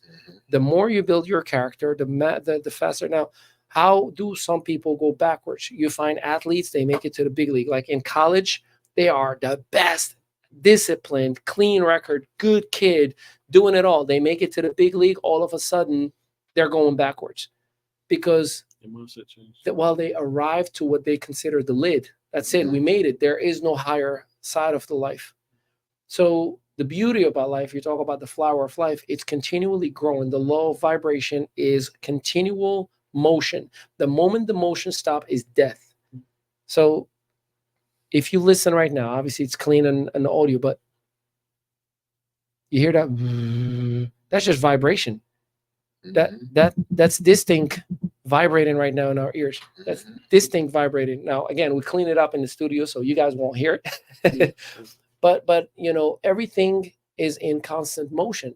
So what do I have to do? I have to move my cellular activities, my neurons that are connected with electricity. Your brain delivers about 10,000 kilowatt hour. Do you know that your house goes over 1,100 kilowatt hour to 2,000 kilowatt hour for the whole month? And your brain right now produces about 10,000 kilowatt hour of electricity. A month worth of electricity. Yeah. Think about that in our body. But go ahead and touch that thing right now. Put your finger in electric wire. What happens? You fry yourself. Why? See, it is the actual level of manifestation that is just required to arrive to the next level of greatness. Most people don't even put the effort of manifesting, in other words, envisioning what they want. I'll give it to you in the easiest way possible. Anybody hungry? Oh, yeah. Manifestation. You think about something you want to eat, like, I want to eat. And immediately your body is manifesting an effort. Then you go get it, right? If you take that very simple approach, you can do anything that you want. You just have to discipline yourself from where I am to where I want to be. And that thing that I want may require a year or 10 years, or it may be as easy as one day for me to require it. And I mean, that's just the physical part. Interesting part. Right. I'm about to say that's crazy because that's kind of what happened with the power washing situation. Right. It is. Yeah. Like, literally, that's what happened. Like I literally put my mind to, and I was just talking to someone in the car about it. I was like, all it takes is for you to actually put your mind to something and just do it, because you visualize what you see, right? So you're visualizing. So you have to put in, like, it's like planting a seed. Like you only want, so you got to plant that seed and water the seed for the tree to grow, right? So you have to keep going at it, nurturing those thoughts. And as you're going through it, like for me personally, when I go through certain things, like I do bring like spirituality into it. Like I was telling you, have to. Like I'll talk to God, but like, look, whatever I need to do, to achieve this, like, just show me the way, and I'll make sure that I'll put forth the effort for it to get done. You know what I'm saying? Can I tell you how that works? I'll blow your mind away, bro. Can I have my moments? Yeah. You empower me. Yes, man. Amen. I'm listening. And I'm gonna say something. Let me say one thing about Go for it. Oh, you got it. The character part, I think it begins. You said it perfectly. Character building. Characters, how you show up, right? These character building moments, right? But I think that before we make that, we show up, we have to make a promise, and that promise is where we determine our character is going to be, or how we're going to portray that character. You know what I mean? I think of it like that, because inside of ourselves, even if we can't keep a promise, the promise that we make to ourselves is how we end up deciding what we're going to show up as, or who we're going to show up as. Inside of myself, you have the same opinion as me about me that he has. And everybody that knows me, because of the promise that I made to myself. You know what I mean? Like the promise you made to yourself to be there for your kids. Promise that you made to yourself to be the pleaser. You know what I mean? For your wife, your children, your business. And that's, again, when we started, before we went into a full-blown interview, we said, like, there's no good without bad. There's no wealth without poverty. That's right. It has to be, it's the low polarity, right? There's always an equal and an opposite in everything that we are. Man, I sound like Terrence Howard. Damn, bro. Okay, let me stop. This don't sound like that Billy guy. No, let me just, because it's such an important piece that I want to highlight with you. When you bring spirituality into it, that's where the magic happens, and I'll tell you what I mean. I'll give you an example of again, analogies. I'll give you an example, and then I'll bring it back to the teaching part, right? We all have kids. Our children want a toy, right? Think about that toy that the kid wanted in the house, whatever that may be, right? We want to give them that toy. We always want to give. I mean, which parent does not want to give the kid the toy, the tablet, and all that stuff, right? But the kid asks, like, hey, dad, can I please have the tablet? And you're like, not right now. Why not? Well, you got to clean up your room. You got to finish your food. You got to do your homework. You want to give him the toy. He wants to give the toy. So there's an incident that we both can agree on, but there's a lack of alignment. Meaning the creator of that incident, you giving the tablet, and the co-creator of that incident, him receiving the tablet, Requires. are out of alignment. Mhm. So the idea of a coincidence, where like, yo, I was just thinking about you, right? How does that happen? How does that happen, right? So we, the children, like, yo, God, man, I would love to get a hot Bentley right now, man. That would be great. I just want a Bentley. I want a Continental. I want two-seated. I want a gray, man, just chrome rims. And I want an interior that's caramel, right? That's the instance. The higher power, God, wants to give me that. So guess what? Yo, fellas, let's start building that Bentley. I want it. He wants to give it to me. We are out of alignment, though. Here's what happens. Here's the out of alignment. Ja will be talking to me like, you checked into the insurance? I hear insurance is really expensive. My mind says like, yo, man, what if the insurance is really expensive? And I hear the oil changes once a year is like $700 a year. I didn't think about that. And you know the maintenance? So what happens? The enthusiasm of the creator wanted to give me this toy, this car, right? And then I am like, all these bad things that are going to come from it. So there's a lack of alignment where the incident creator and the co-incident creator, right? That coincidence are out of alignment. And then guess what happens? Yo, why don't you hold on for a second? Because I'm not trying to give him this thing that's probably going to hurt him, because where his mindset is right now, he's not prepared to go make that big money to afford that big car. He's not prepared to be ready for. So there's a lack of alignment. So when you talk to God, higher power, guess what you're doing? You're saying, speak into me what I need to know from you so we can both be in alignment, so we can both create this thing that you want to give me and I want to receive from you. So little boys and little girls all around the world, if you want to manifest and create things, you need a sense of spirituality into your life. And listen, I'm not trying to force my belief system on anybody, but if the creator and the co-creator are out of alignment, you can be the most talented human being in anything, and you will find yourself like Job saying, why? Why did you take it away from me? Why? I did everything right. I did this and I did this and I did this and I did that. There was a lack of alignment, my man. Your faith was so weak that I had to take those things away from you to bring it right back so you can have 10 times bigger, better, stronger. I like that. I like the way that you said that. I like it. And tell them how great I am, Josh. Wow, bro. Wow. I just want to tell on that. I just want to add something to that, because the idea of that alignment, right, is something that we take too much responsibility for. Yeah. See, in the beginning, some people who are spiritual, religious, whatever, they believe that God made man in his image and likeness, right? And the idea of the likeness, right? So there's a problem there. You said a lot. That is a full seminar. You know what I find an issue with that? No, I'll tell you why. You said a lot of religious leaders. The problem and the beef that I have with religious leaders, and that could be a whole different episode, is that, yes, it is documented in every Abrahamic religion that God created us in his image. But these scholars and leaders and whatever you want to rule, you want to give them, have created themselves in the image of God. But that's the thing. That's the thing. Every time I hear that, I'm like, that's a beautiful way to go on. Yeah, that's a beautiful way to think about it. They did try to create themselves into his image, right? But the idea that I'm trying to push is the fact that when we have this mindset about us to have something like a Bentley or a business or whatever, right? That it didn't originate in us, because we can't, in science, we don't know where thoughts come from. Thoughts are where things come from, but we don't know where thoughts come from. So when we think about, okay, where did the original idea for me to have a car anyway? Why is it that I need a car? Let it be a Bentley or whatever kind of car it is. And what are the things that are required of me to have that car?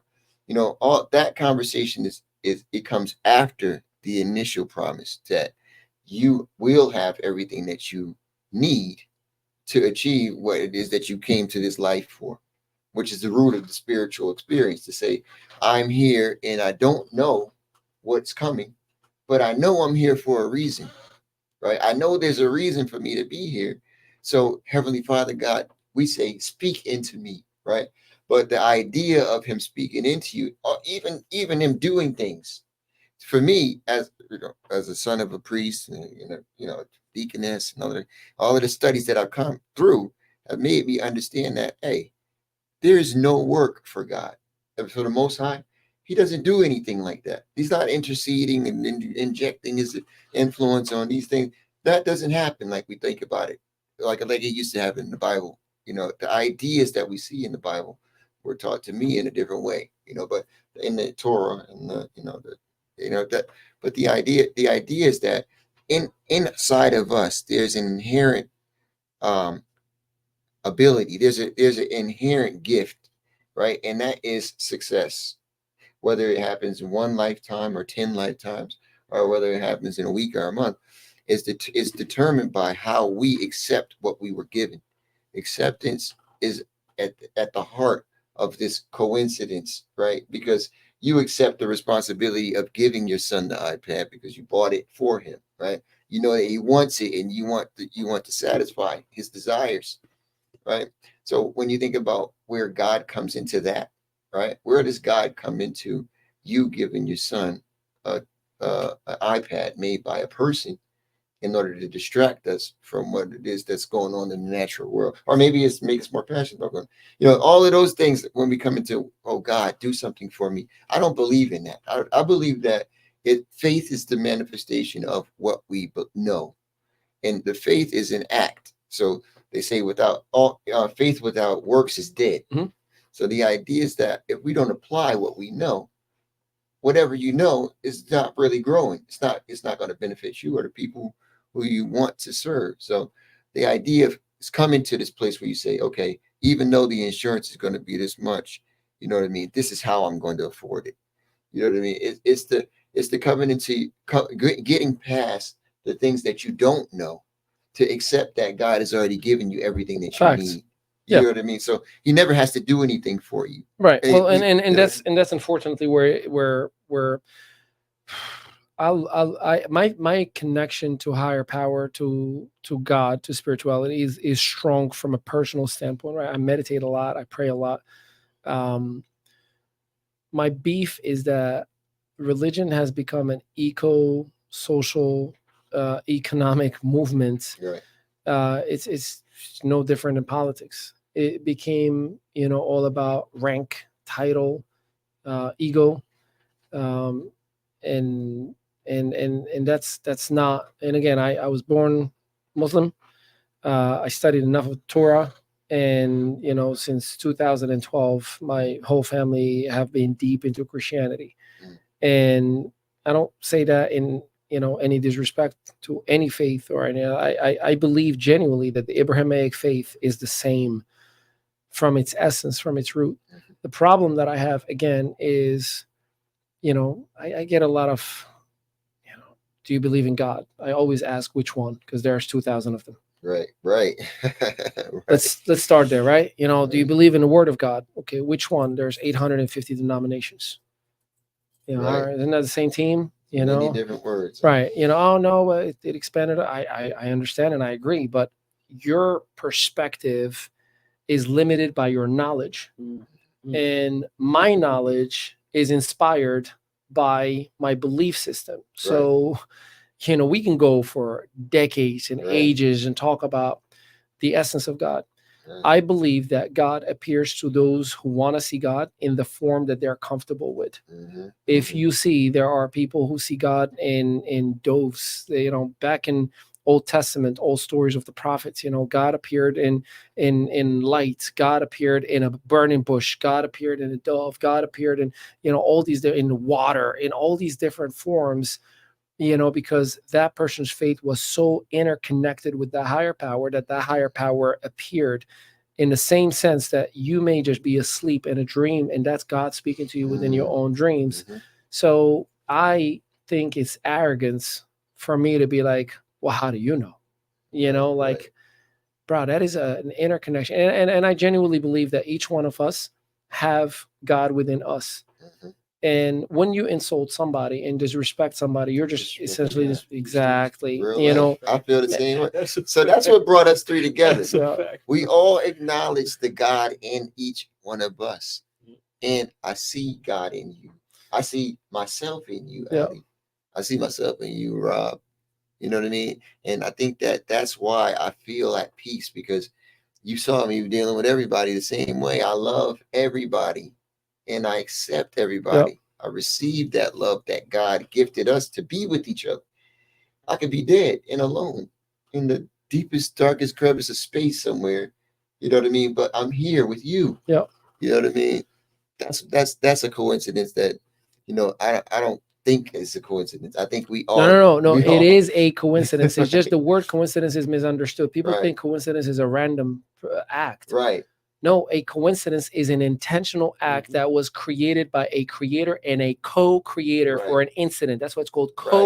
coincident. I like that. You said that, and I did. It went over my head, right? So Now I'm whenever, brought up with it. I whenever just you're want- like, yo, all that's a right, yeah, coincidence. yeah, I was yeah, just yeah. thinking about you. Yes, that means Coincidence. I that like I that. was thinking about you too. We Yes. both were in alignment in a moment. So Yeah. you Yeah. were thinking about Ali. Ali was thinking about Josh. And then Right. all of a sudden, in the perfect timing in our mind, God Right. was like, all right, it's time. Align. Right. Right.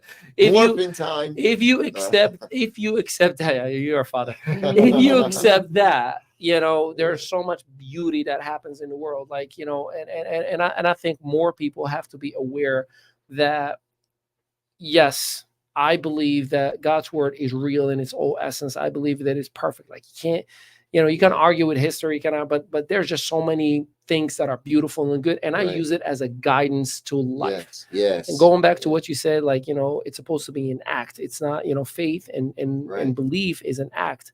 Like when you tell somebody, I love you, okay, you say it and that's good. Right. But are you actually doing it? You know what I mean? Like, Right. love is a verb. It's a verb. Faith also is a verb. That's right. Like, don't tell me, like, if I have to find out about your faith from Facebook, we got a problem, I can't see it. like that's okay. You support, Israel, you support Palestine. No, you're supporting a political view. Right. Your faith is what you are actually doing when no one is seeing. That's right. How are you actually making the world a better place? I think we just started another podcast episode. Yeah, that is wrap it another up for one. today. So listen, Yeah. I wanna wrap it up and say, first of all, thank you so much for giving me the opportunity to reminisce and relive a lot of moments. Yeah, thank you. Bro, Thank you for bro, inviting me out. back. Absolutely. Talk about a coincidence Yeah. today. Mr. Krapowski, shout out to him. Mr. Krapowski, by the way, an amazing teacher and an incredible realtor. So I'm going to put his information in there. If you are in New Jersey and you need a realtor, he focuses on $1 million luxury homes. So you definitely want to hit him up. And he's your go-to guy. And if this is a reel, I have a picture of him right here. Like I'm projecting it. There's a picture and his phone number right in here. If this is a reel right now, Mr. Krapowski. Yeah, he's cool. But Monmouth Regional came into the mix today, and he zoomed from Monmouth Regional class. With What? the Oh, that's cool. Remember Miss Air, No. algebra teacher? Oh, I hated math. Though. All right, well, she passed, unfortunately. Yeah. Oh, man. Cancer, yeah. Oh, man. But anyways, listen, I appreciate you. I know it's the first time you and I meeting together. I genuinely mean it from the bottom of my heart. I'm rooting for you. Appreciate it. We'll make sure that we plug, your information in the comments. So anybody in New Jersey power washing, definitely to connect with you. And we're gonna be doing some music together coming up very soon. So very soon. we got a couple of trips, New a couple of things, tracks. but we will definitely do the B-sides to some of the tracks that Ja's like, hey, that was good, but we gotta do it better. And of course, I'm looking forward to the magic. Shout out to Rich Tomes on the zeros and zeros. There are no ones and twos, right? Rich Tomes definitely making the magic happen for us. We appreciate you, brother. And shout out to Influencer Attraction Mastery. If you are a learner, if you are an affiliate, if you are a coach, if you are a trainer, or speaker, and you need a little bit of a boost on any areas on business development, learning development, personal growth, and whatnot, definitely make sure you connect with us. Visit IamViLocity.com. Your boy Ali Mehdaoui is global master trainer, co-founder, and president of the company. Would love to connect with you. Would love to collaborate with you and put some moolah in your pocket too. Ladies and gentlemen, this has been a pleasure. This has been the ME Show. Until next time, peace out, everybody. Welcome to I Am ViLocity, the innovative learning management system designed with seamless blockchain integration. I Am ViLocity supports coaches, affiliates, creators, and ViLocity members in launching, building, and expanding their businesses or focusing on personal and mindset growth.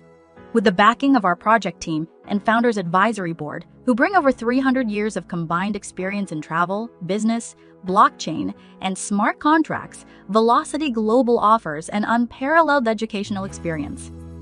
Whether you're looking to develop personally or professionally, I Am ViLocity is your space to learn and thrive. And the best part is you can get started with as little as $50 one time in BNB. Explore our key features and LMS with unlimited courses in multiple languages, available to purchase via smart contract. Plus, our 2-tier affiliate model ensures that every student can get paid for their referrals, leveraging blockchain technology. I Am ViLocity is the perfect choice for online entrepreneurs and anyone looking for a simple way to start an online business and get paid instantly. Get $34 per student and up to 12% matching checks for your mentees. What makes I Am ViLocity even better? It's an a la carte course platform that lets you pick the courses that are right for you without forcing irrelevant content.